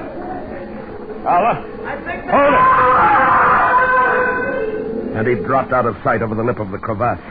We weren't roped together. I got as close as I dared to the edge. The loose snow crumbled away from my outstretched body. And I looked down into the blue-black darkness below, falling away into nothingness. He was gone. Finished. All I could think of was the noise he'd made when he went over.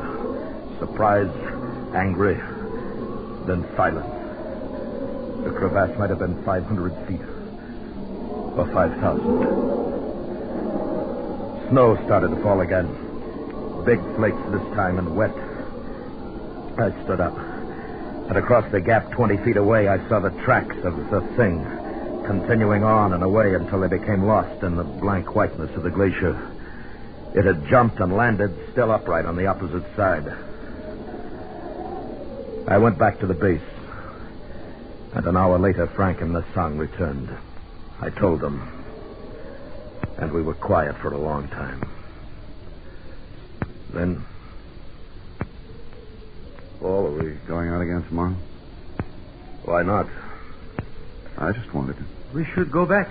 It is an omen. I tell you, he was going too fast. He didn't have a chance to see the crevasse. That's not an omen. It's bad sense. Metokangmi cannot be caught. We'll catch him. But there are only 3 of us. If we had a few more men... I tell you, the thing was so close that if we'd looked up at the right time, we'd have seen it. You think I'm going to give up now? Next time we'll get it. There was no chance to get Alan out. No. You think if we went back... Listen, you think I don't want to? He's gone. I tried, but he's gone. Okay. Okay. Wish that wind had let up. Maybe by morning. We'll try again tomorrow.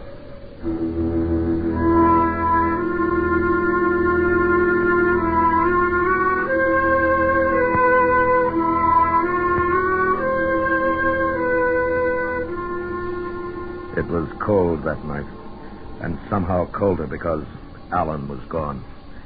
I heard Frank tossing around, and I knew he was thinking about a body broken and lonely, lost somewhere in a deep and dark place. In the morning, the 3 of us packed our gear, camera, food. It was a light pack. And we started up again. This time to a crest above the ridge. It was tougher than it looked, and we weren't even halfway up before we had to rest. And as I looked to the west, I saw clouds boiling up. Not white, but somber, threatening.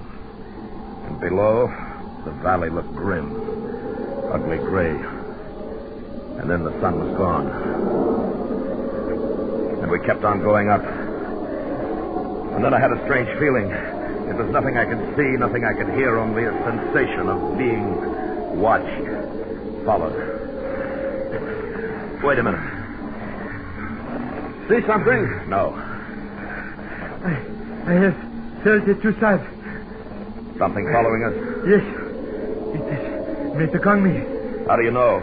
It can be nothing else. At this height, there is nothing else that lives. Maybe it's curious. No, don't turn around, Frank. Listen. When we get up to the crest, you 2 flop down. Stay in sight of the slope here. What are you going to do?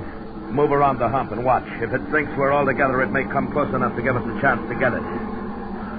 You better watch your step. It looks nasty. I will. Now, come on. It took us another 15 minutes to get up to the crest, and then Frank and Nasang hunched down to rest. They were in clear view of the slope we just descended. I moved back out of sight and made my way toward the hump, which backed a long shelf on the north side of the crest. In a couple of minutes, I lost sight of them and of the slope. The wind had increased, and the clouds had spread now to become an iron-gray canopy over the mountain. It was getting colder again. I don't think it took over 5 minutes to reach my lookout point. And when I did, I had a perfect view of the ground we'd covered. There was nothing there. The men were out of sight. And I waited. A minute.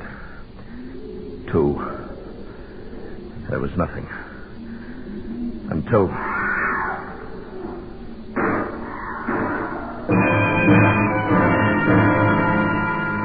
It came, carried on the wind, a cry and then shots. I scrambled back to where I'd left them. And when I got there... Frank was lying on his back. And I couldn't look at what was left of his face. There were terrible deep rents in his clothing, and he was dead. The song lay huddled a few feet beyond, a gun in his hand. Son? What is it? What? Metal Kangmi came from behind us. Before I could draw the gun, it killed, and it sprang at me. It is strong, sir, with the strength of 10 men. All right, can you sit up? My leg, it struck at me, my leg broken. I shot at it, but I missed. It jumped away and was gone. Okay. We'll have to figure out a way to get you down. We were 4 hours from camp, and with Nasang practically helpless, it could well be 4 days or never. I buried Frank where he was lying, then began to work down the slope. Nasang was in great pain. He half slid and crawled as best he could. That part of it wasn't too bad. Then we were at the bottom, and there was a ledge to climb. It took well over 2 hours to do that, and we still had 3 miles of difficult terrain to cover. The stops became more frequent. Son, leave me here. Go back. No. My leg is frozen. There is no feeling anymore. I shall not live much longer. Don't be a fool. After a rest, you'll be able to go on. Soon the night comes. If we are both caught here, we both die. There will be snow, much snow. Leave me. No, we're going back together. Please, let me sleep. Let me sleep here. I cannot go on. You've got to, Nasang. No more. The ridge is only about a half mile from there. It won't be too bad. No, let me stay. Nasang. Let me sleep. No, come on, Nasang. Come on, you're not going to sleep. Son, you'll be all right. Behind you, son. I turned, and for an instant I saw it outlined against the snow, crouching, of medium height. It was covered with thick hair. The face was reddish and bare, a semi-human face, and it was not an ape. The thing made a tremendous leap and was gone, but I hit it. I knew I hit it. Mr. Conley, that was he. Did you kill it? No, I don't think so. Then it will be back. It has tasted blood. You must leave me. No, get up. Get up. Come on. Let's go.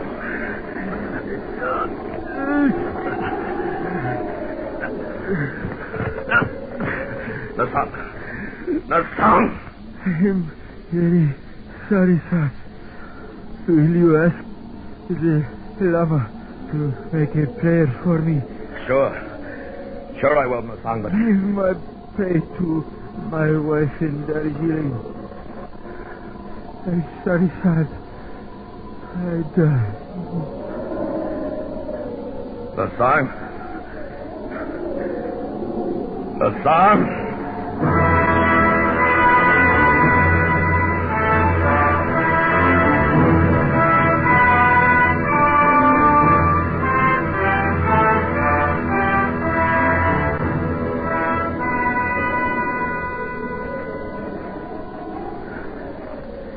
And the darkness came, and with it shadows in the snow.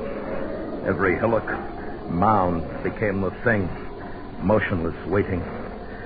In my mind, I kept seeing it, its long arms, powerful, and the dreadful claws it must have possessed. I carried my gun in my gloved hand, but I knew that I couldn't fire it unless I was barehanded. And that meant my hand would freeze to the gun. And then suddenly I felt myself slipping.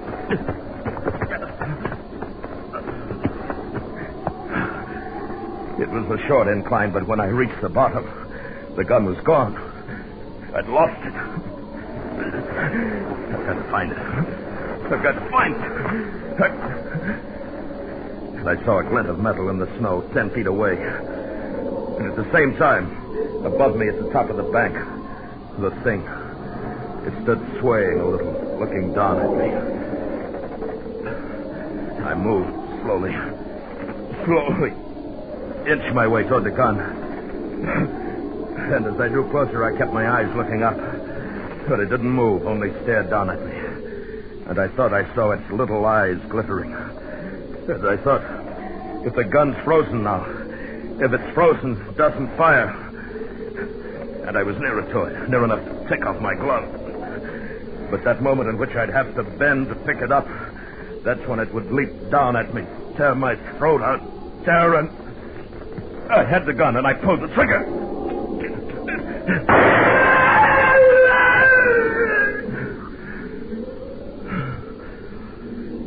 And it lay there, strange, terrifying, its blood staining the snow. And it looked at me. Looked at me until the sound died away.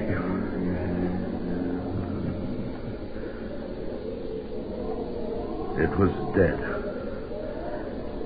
But the eyes kept on staring.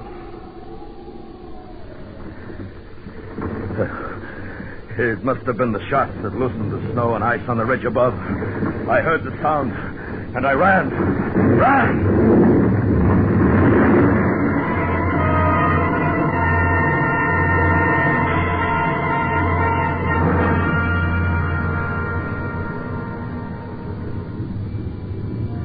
It passed me and swept on down toward the valley, the thunder of it dying in the distance. And when I went back, there was nothing there. It was buried somewhere under tons of snow. I made my way back to the Wrongbook village. I don't remember how. I didn't remember anything for 2 weeks after. But I'm alive. And I'm not going back there again. That's all I know. Or want to know about the Abominable Snowman.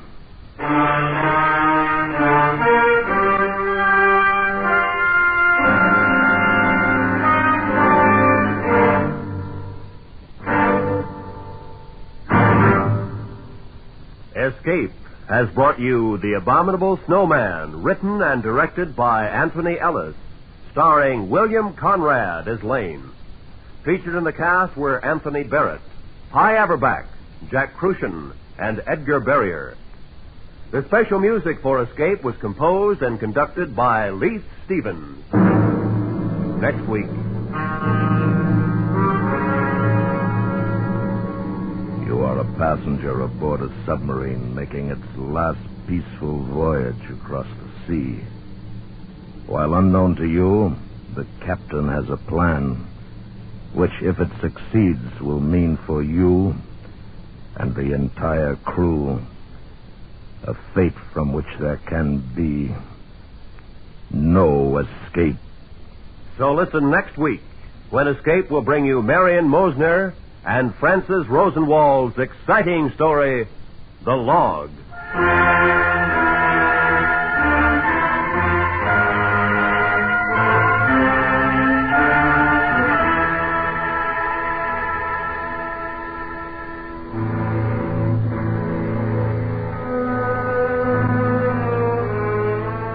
headed in the right direction. The station is right. The network is right, too. Check all timepieces and then check your local radio schedule. Let's have no slip-ups. Everybody wants to hear the Jack Benny Show right from the beginning when it returns to CBS Radio. This is Roy Rowan speaking.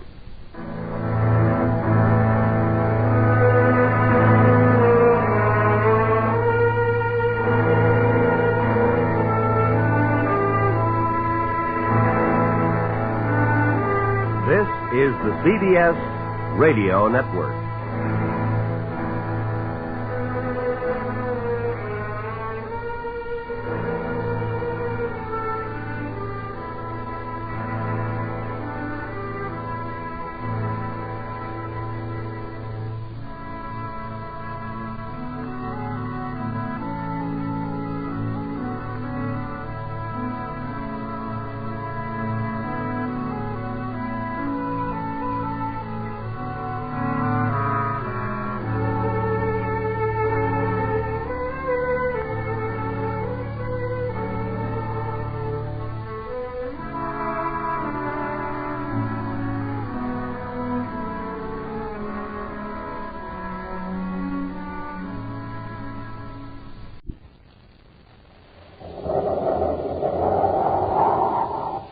Instant Ralston and Regular Ralston, the hot whole wheat cereals in the red and white checkerboard packages, present Space Patrol! High adventure in the wild, vast reaches of space. Visions of daring in the name of interplanetary justice. Travel into the future with Buzz Corey, Commander-in-Chief of the Space Patrol! In today's transcribed Space Patrol adventure, Buzz and Happy are flying over Crater Valley on Planet X when they sight Prince Baccarati's ship on the ground. Quickly landing, they see the prince struggling with a native and rush to the rescue. Is Baccarati all right, sir? He's beating that old man. He's trying to drag him into a ship. Let's get him. All right, Baccarati, break it up. I'll get his ray gun, sir. Let go of me, Corey. Commander, the old man's unconscious. Baccarati knocked him out. Getting pretty brave, aren't you, Baccarati, beating up an old man all by yourself? Not quite by myself. Get them, Malengro. Use your paralyzer ray. You got both of them, Malengro. This is the last time Corey will meddle in the affairs of Planet X. We'll return in just a moment with today's exciting Space Patrol adventure under the sea of Planet X. Hi, I'm a member of the Blue Demons Club here in Los Angeles, and this is Dick Beale. Hiya. Boy, there's lots of excitement around our club. All us Blue Demons are trying to win that big rocket ship clubhouse in the Name the Planet contest. And the $1,500 that comes with it. Yeah, what a prize. A huge rocket clubhouse on wheels and $1,500 cash. We Blue Demons have entered the contest 4 times already, so we're way ahead of some of the other clubs. And we're going to get lots more entries, but there's not much time. Hey, come on, let's get down to the Weatherbird shoe store and pick up some more entry blanks. Wait a minute, I want to tell the guys about the rocket clubhouse. What a giant. 10,000 pounds. 35 feet long. It's bigger than an airplane. Wow, we and all our dads are going to take turns driving the big truck that pulls the rocket clubhouse and take all us Blue Demons on camping and hiking trips. And how about those 750 Schwinn varsity bikes being given away? Schwinn's the swellest bike ever. It's got 3-speed gear shift, so it goes like everything, and 2-wheel handbrake, so it stops plenty fast. Hey, come on, will you? We got to get down to the Weatherbird shoe store. Yeah, and you get more of those swell space coins. You get 3 space coins absolutely free and an album, too, when you get your Name the Planet contest entry blank from the Weatherbird shoe dealer. And there's another space coin in every package of hot Ralston cereal. Hey, quit talking so much. Let's go to the Weatherbird shoe store. There's not much time left to enter the contest, and we got to make sure the Blue Demons win that rocket clubhouse. Okay, I'm coming. Gang, get your pals together. See your Weatherbird shoe dealer and get lots of swell space coins and contest entry blanks absolutely free. You don't have to buy a thing, but hurry. Time's getting short. Get going on the Name the Planet contest today at your Weatherbird shoe store.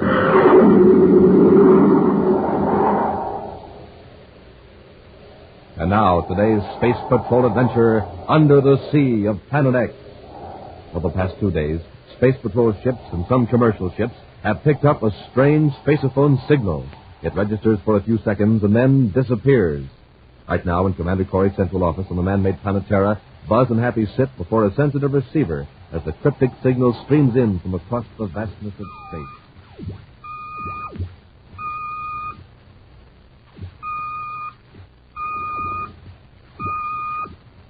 What is it, sir? The code signal has been picked up repeatedly from Planet X. Planet X? Notice the pattern. It's a constant repetition of 3 dashes. A homing signal for Baccarati's scout ship. That's what Major Robertson thought at first. But it comes from a point in the Great Sea of Planet X, far away from any of Baccarati's known installations. On an island, then? Very likely. Somebody's in distress on Planet X. Let's get to our ship, Happy. Meantime, in the tower room of his castle on Planet X, Prince Baccarati reclines casually on his ornate throne, gazing admiringly at a flashing jeweled medallion. His chief counselor, Dr. Malengro, is patiently waiting to be recognized while the haughty prince fondles a cluster of jewels. Beautiful. Exquisite. Von Malengro, what is it? A report from the detachment of guards, Your Highness. They're on the trail of the escaped slaves. Oh, indeed. Have they been recaptured? Not yet, sire. But the guard captain thinks the natives are attempting to return to their home region in Crater Canyon. Yes, all right. Malengro, what do you think of this medallion? Excellency, this is magnificent. Where did you get it? A guard took it from one of the slaves, the one that was recaptured just after the escape. Amazing. A native with this? With jewels like this, I can hire more agents, hundreds of them. Of course, it can solve all Your Excellency's financial problems. Let's go down to the dungeon and talk to them.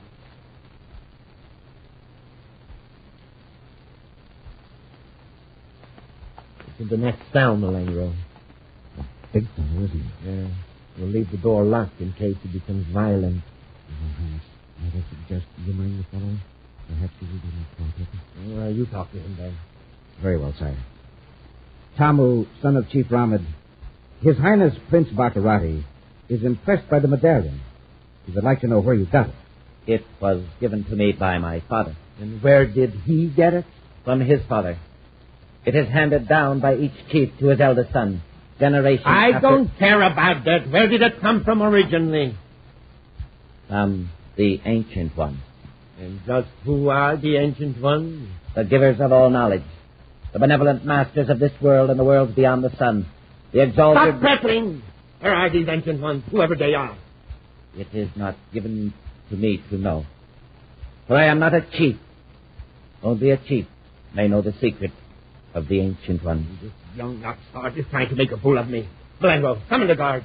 I'll beat this precious secret out of him. There is another way. I want to know where these jewels came from.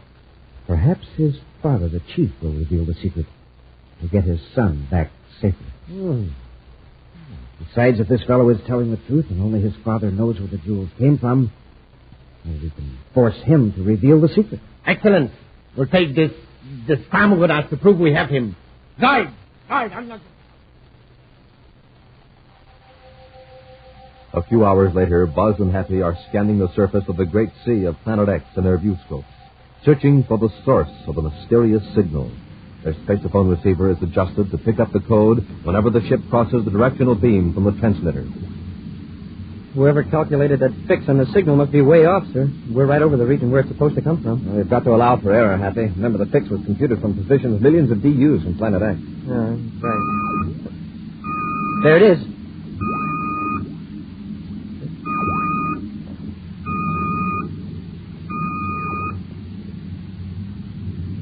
It's going.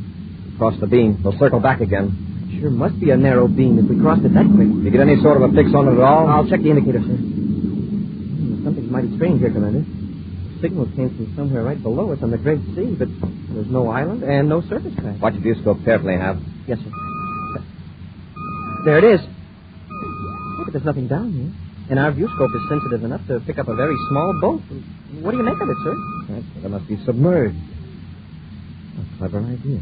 Lessons of chance of Baccarati's scouts ever locating it. Yes, sir, but who's sending the signal? Where are they? Probably they're hiding out close to the coast. We'll circle low and give them a chance to see our Space Patrol insignia. There's a valley a few miles inland, sir. The valley and the foothills are covered with farms and orchards, even inside some of those craters. That means people, Happy. Probably very intelligent natives. And farming people are usually peaceable. And whoever escaped from Baccarati could be living with the natives, waiting for the Space Patrol to pick up that signal out there in the ocean. At least the natives may know if any strangers have passed through recently. We'll head for those craters, Hap. time, Prince Baccarati has landed his atmosphere ship near the edge of a crater in the valley, some distance from a group of cliff dwellings. Fearful of the reaction of the natives, the prince has sent Dr. Malengro alone to the village to get the chief. A few moments later, Malengro returns with an old man whose regal bearing and fine spun cloth robe are evidence of his important position in the tribe. As he approaches Baccarati, the chief extends his arms to his sides, palms outward, in a gesture of friendship. Baccarati merely stands stiffly, a sneer on his face, as the old man speaks. I am Ramit, chief of the people of the Valley of Craters. I bid you welcome. Let's get down to business, Ahmed. Ever see this before? It belongs to my son, Tamu. He was captured by the tyrant. You have seen my son? Yes, he's in my ship. This is joyous news. Tell me your name, that my people may sing in praise of you. Malenko, didn't you tell him who I am? I thought it best to withhold that information, sire. Very well. Ramid, I'm Prince Baccarati. You are the tyrant? That is a harsh word to call a gracious prince who has brought your son back to you. I will gladly apologize when I embrace my son again. That is easily arranged. Where did this medallion come from? Why, from my father, who was chief before me. No more of that. You got more jewels like this. Where are they? Take me to them. That is impossible. Then it is impossible for me to return your son. But, Your Highness, there are no more jewels like that among my people. Don't lie to me, Ramad. If you got one medallion, you got more. Where are they? In the realm of the Ancient Ones. Where is that? In their city under the sea. What kind of a nonsense is this? You're lying, Ramad. There is no such city. I do not lie. I know there is a city under the sea. For I have been there. Then take me there or you'll never see your son again. It is forbidden for anyone but a new chief of my people to descend into the city of the Ancient Ones. I don't care a handful of space dust for your ridiculous customs. If you don't take me to the city for those gems, I'll bless this entire valley. You mean you will destroy my people? That's exactly what I mean. If you don't think... Your Highness, look, a spaceship, Commander Corey's ship. This Corey's ship. Quick, back to our ship. There's time. He's coming into land. You're right, Malenko. Hurry. Hide before he gets close enough to see exactly what's going on down here. But where can we hide? He'll find us. You hide in that thick clump of bushes over there. I'll stay here in plain sight. While he's capturing me, you can get him with the paralyzer ray. Now hurry. Yes, Your Highness. You are afraid of this man in the spaceship. It is our liberator, just as it was foretold in the chronicles of the Ancient Ones. You can't harm our liberator. I won't let you. Won't I? We'll see about that. Be ready, Malenko, when Corey comes to the rescue.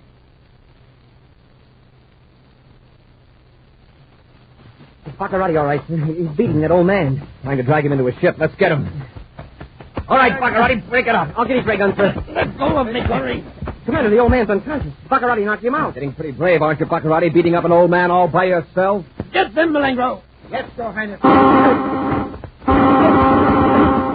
Splendid, Malenko. You got both of them. This is the last time Commander Corey will meddle in the affairs of Planet.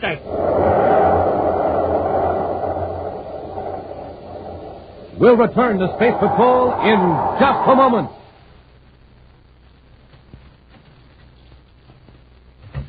Hi, Mr. Weatherburn Man. Hi, you fellas back already? Yeah, we want some more of those swell space coins and 3 more contest entry blanks for the guys in our Blue Demons Club. Oh, sure, you bet. Here you are. Your space coins are right there in the album, along with your contest entry blank. And they're absolutely free. You don't have to buy anything. Thanks a lot, Mr. Weatherford Man. Now the Blue Demons will have even more chances to win the Rocket Clubhouse and the $1,500. Oh, maybe we'll win a Schwinn bike for every guy in Demon. Sure. And don't forget about the 1,000 other prizes. 1,000 pieces of official Space Patrol equipment. And you know, you can get even more of those fine space coins free in packages of hot Ralston cereal. The hot Ralston package with a picture of Commander Corey and Cadet Happy on the front. You betcha, Mr. Weatherbird Man. We're going to get some packages of hot Ralston with the free space coins right now. Then, all of us Blue Demons are going to come back here and get going on the Name the Planet contest again. Be seeing you. Good. But you better hurry. There's not much time left, Anders. Right, Space Patrollers, time is running out. But you still have time to get your free space coins and contest entry blanks at your Weatherbird shoe store. So do it today. That's your Weatherbird shoe store.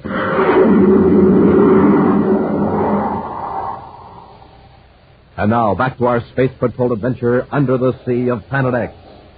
Buzz and Happy blast off for Planet X to investigate a mysterious spaceophone signal that seems to come from the Great Sea. Believing the series of dashes are a distress signal from the United Planets personnel who escaped from Prince Baccarati, Buzz searches the nearby coast. Sighting Baccarati's ship in the crater valley, they land in time to stop Baccarati from beating Ramed, chief of a tribe of peaceful natives. But Buzz and Happy are in turn overpowered by Dr. Malengro, who has been lurking in ambush nearby, armed with a paralyzer ray gun. Helpless from the effects of the blast, the space patrolmen look on as Baccarati and Malengro revive the native chief. He's coming around all right, Your Highness.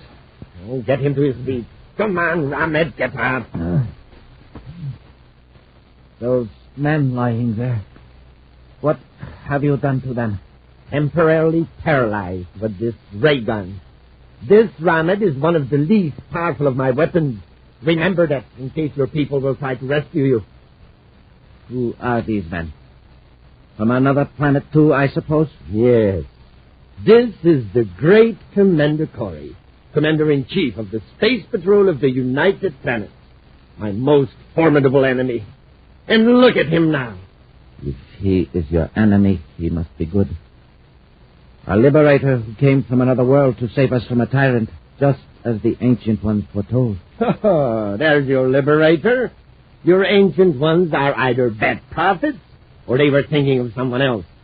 Malengro, put Corey and the cadet into my ship and tie them up. Yes, Excellency. Shall we put them in with Tamu? There isn't enough room in that compartment. Put them in the first compartment on the left, and lock them up. Yes, Your Highness. Leaving Buzz and Happy securely bound and locked in Baccarati's ship, the Prince and Malengro followed Chief Ramed around the rims of the craters and across the valley to a steep bluff. Finally, Ramed pauses before a jutting rock formation. We are at the entrance to the tunnel. Where? I don't see it. Slip in behind that large rock. You go first. You're next, Malengro. Yes, Your Highness.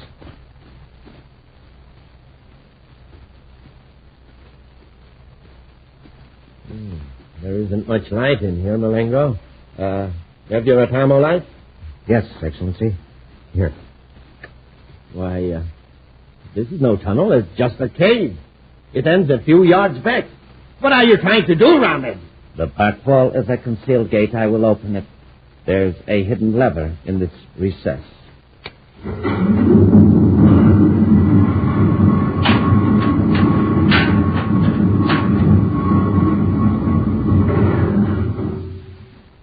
Highness, it's amazing. It must take tremendous power to open that gate. It is a secret force of the Ancient One. Probably only electricity. See, the tunnel is lighted. Yes. You will no longer need your little light. Ramed, just who were these Ancient Ones? A race of wise men and women who lived on this world thousands of years ago. Why did they live under the sea? Their science told them that this world would be struck with a storm of giant stones from the sky. Meteors. That's what caused the craters. Yes. So they built a new city to the east in another deep valley and covered the city with a dome. Then they leveled a huge mountain, and the sea rushed in and covered the city. The deep water protected them from the meteors. Yes. What became of these people, these Ancient Ones?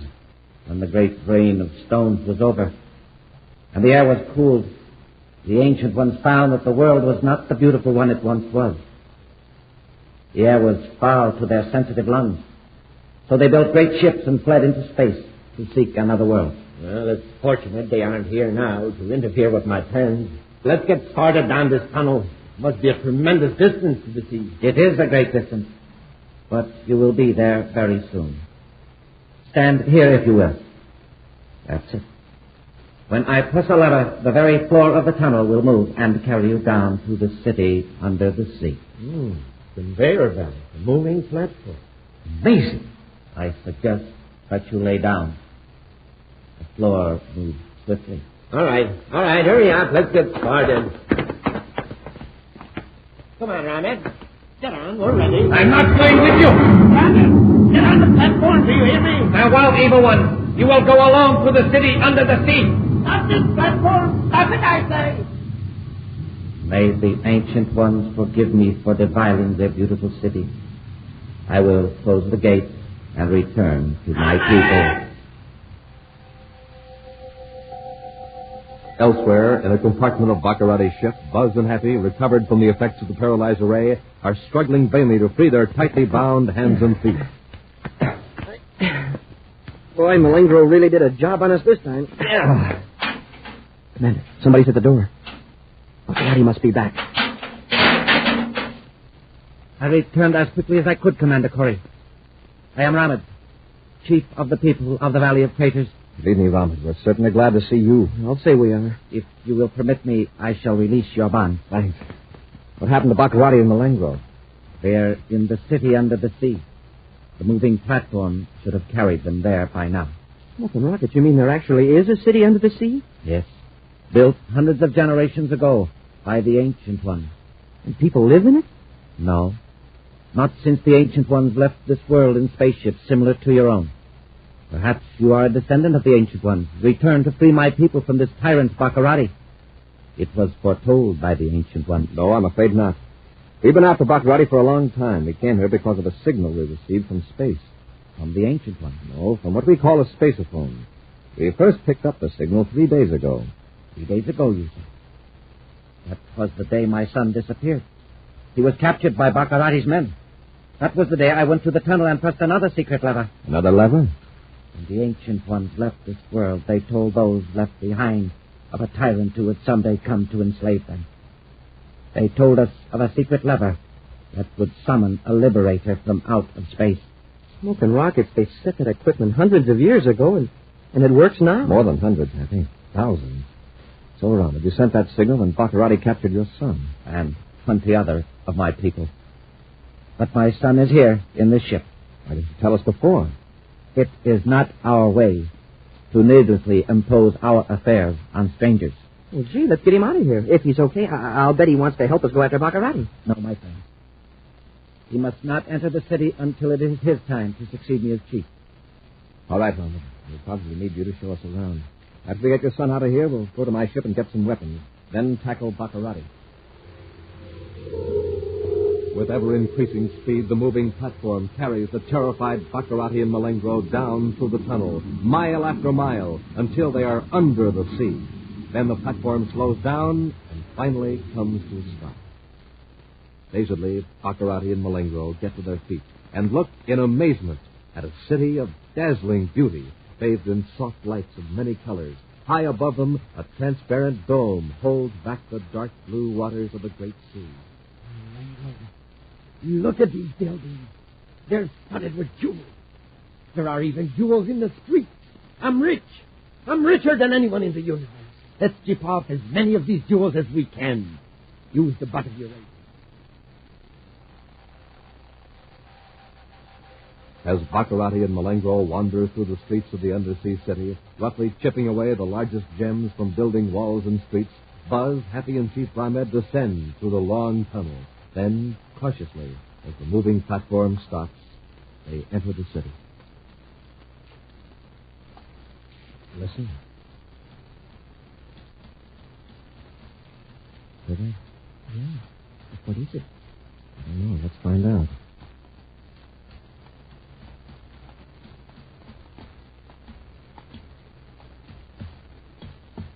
Baccarati and Malengro, chipping gems in the walls. Ready, Hap? Yes, sir. Let's rush him. Come on. Hurry! Malengro, get them!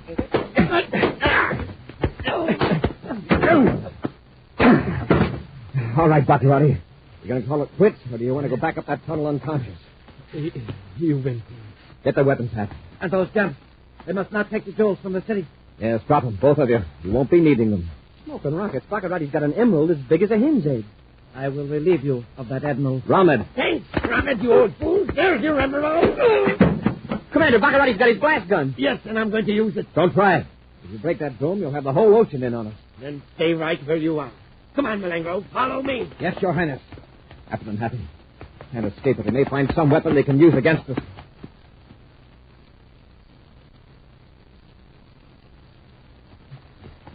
We just ducked around that corner, Commander. We're gaining on them. There they are. They're heading for that metal door. Stop, Baccarati. Let's see you Get in here, Corey. Oh, doggone it. If we'd just been a second sooner. They've locked themselves in this chamber. Well, all we've got to do is just wait for them to come out. They can't stay in there forever. I know, huh? Don't like the looks of this. Yeah, but there's no other door. It's just a metal chamber. Yeah, but look, it's a column extending clear up to the dome. I wonder what it's for. Hey, what's happening? Look up at the top of the dome. Something shooting up to the surface. A big torpedo or something. See if you can open that door now, Hap. The chamber's empty. They're gone. This is an emergency escape hatch. Maserati and Malengo shot to the surface inside of a watertight chamber. Oh, they sure took an awful chance. It may have been ejected automatically. Commander. They got away, Ramad. I'm sorry. It was my fault. But I am very grateful. You saved the lives of my son and all my people. I will order a feast in your honor. Thanks, Ramad, but some other time. But Maserati cannot harm my people now. Probably not. We'll go back to our spaceship and search the great sea till we find him. I know our great danger is over. Maserati will leave us alone now, I know it. Because I've got my son's jeweled medallion back. Maserati dropped it in the fight. It is a sign of good fortune. Well, maybe, Ramad, but just the same. Don't forget where that spaceophone signal switch is. An action preview of next week's exciting Space Patrol adventure in just a moment. Look for the sign of the Weatherbird Space Patrollers. Look for the sign of the Weatherbird at your Weatherbird shoe store, because that's where you get your free Name the Planet contest entry blank and those swell space coins. And remember, you can also get space coins in packages of good hot Ralston, instant or regular, but hurry. Time's getting short. There's still time to get going on the Name the Planet contest at your Weatherbird shoe store. That's your Weatherbird shoe store.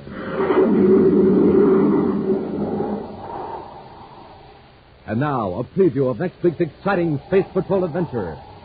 Buzz and Hattie are trying to drive off one of Prince Baccarati's atmosphere ships before it destroys a small submarine in the great sea of Planet X.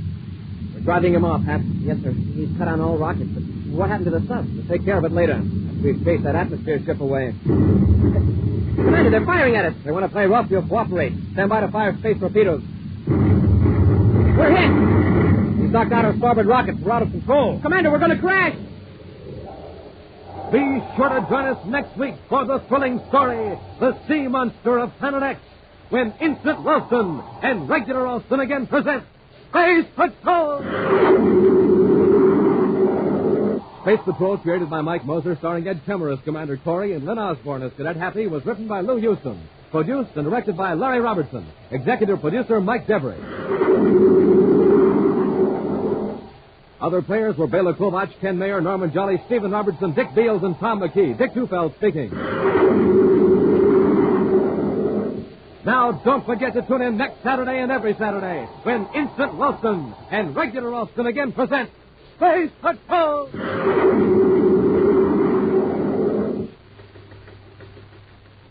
This is Dick Tufeld in Los Angeles, reporting on the famous jet plane assigned to the vital Air Force mission of defending America's homeland, Lockheed's S-94C Starfire.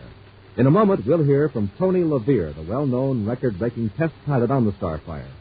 Within seconds after warning, this radar-controlled interceptor can be off the ground and streaking to 45,000 feet or higher. Packing 48 rockets, it can fly and fight in sunshine or darkness at speeds of more than 600 miles per hour. Now, Tony LaVere, tape recorded this morning at a California air base. You know, good health is important to a test pilot, and I have to stay in top condition. I get lots of rest and eat plenty of good food. That's why I like a good cereal for breakfast, like Rice Chex or Wheat Chex. They have real energy and they taste swell. Why don't you try them? No other cereal, puffed or flaked, contains so much nourishment in such concentrated bite-sized form. So take a tip from Tony LaVere, Joe Lynch, and other top test pilots.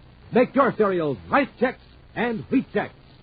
And now, attention all Space Patrollers. Now you can have the big, complete catalog of exciting new Space Patrol toys and official Space Patrol equipment. It's yours absolutely free. Just mail a postcard to Space Products, Box 591, Hollywood, California. That's Space Products, Box 591, Hollywood, California. Be sure to see another exciting Space Patrol program on your local ABC television station. Consult your local paper for time and channel. This program is broadcast to our armed forces overseas through the worldwide facilities of the Armed Forces Radio Service. Space Patrol came to you transcribed from Hollywood. This is ABC Radio Network.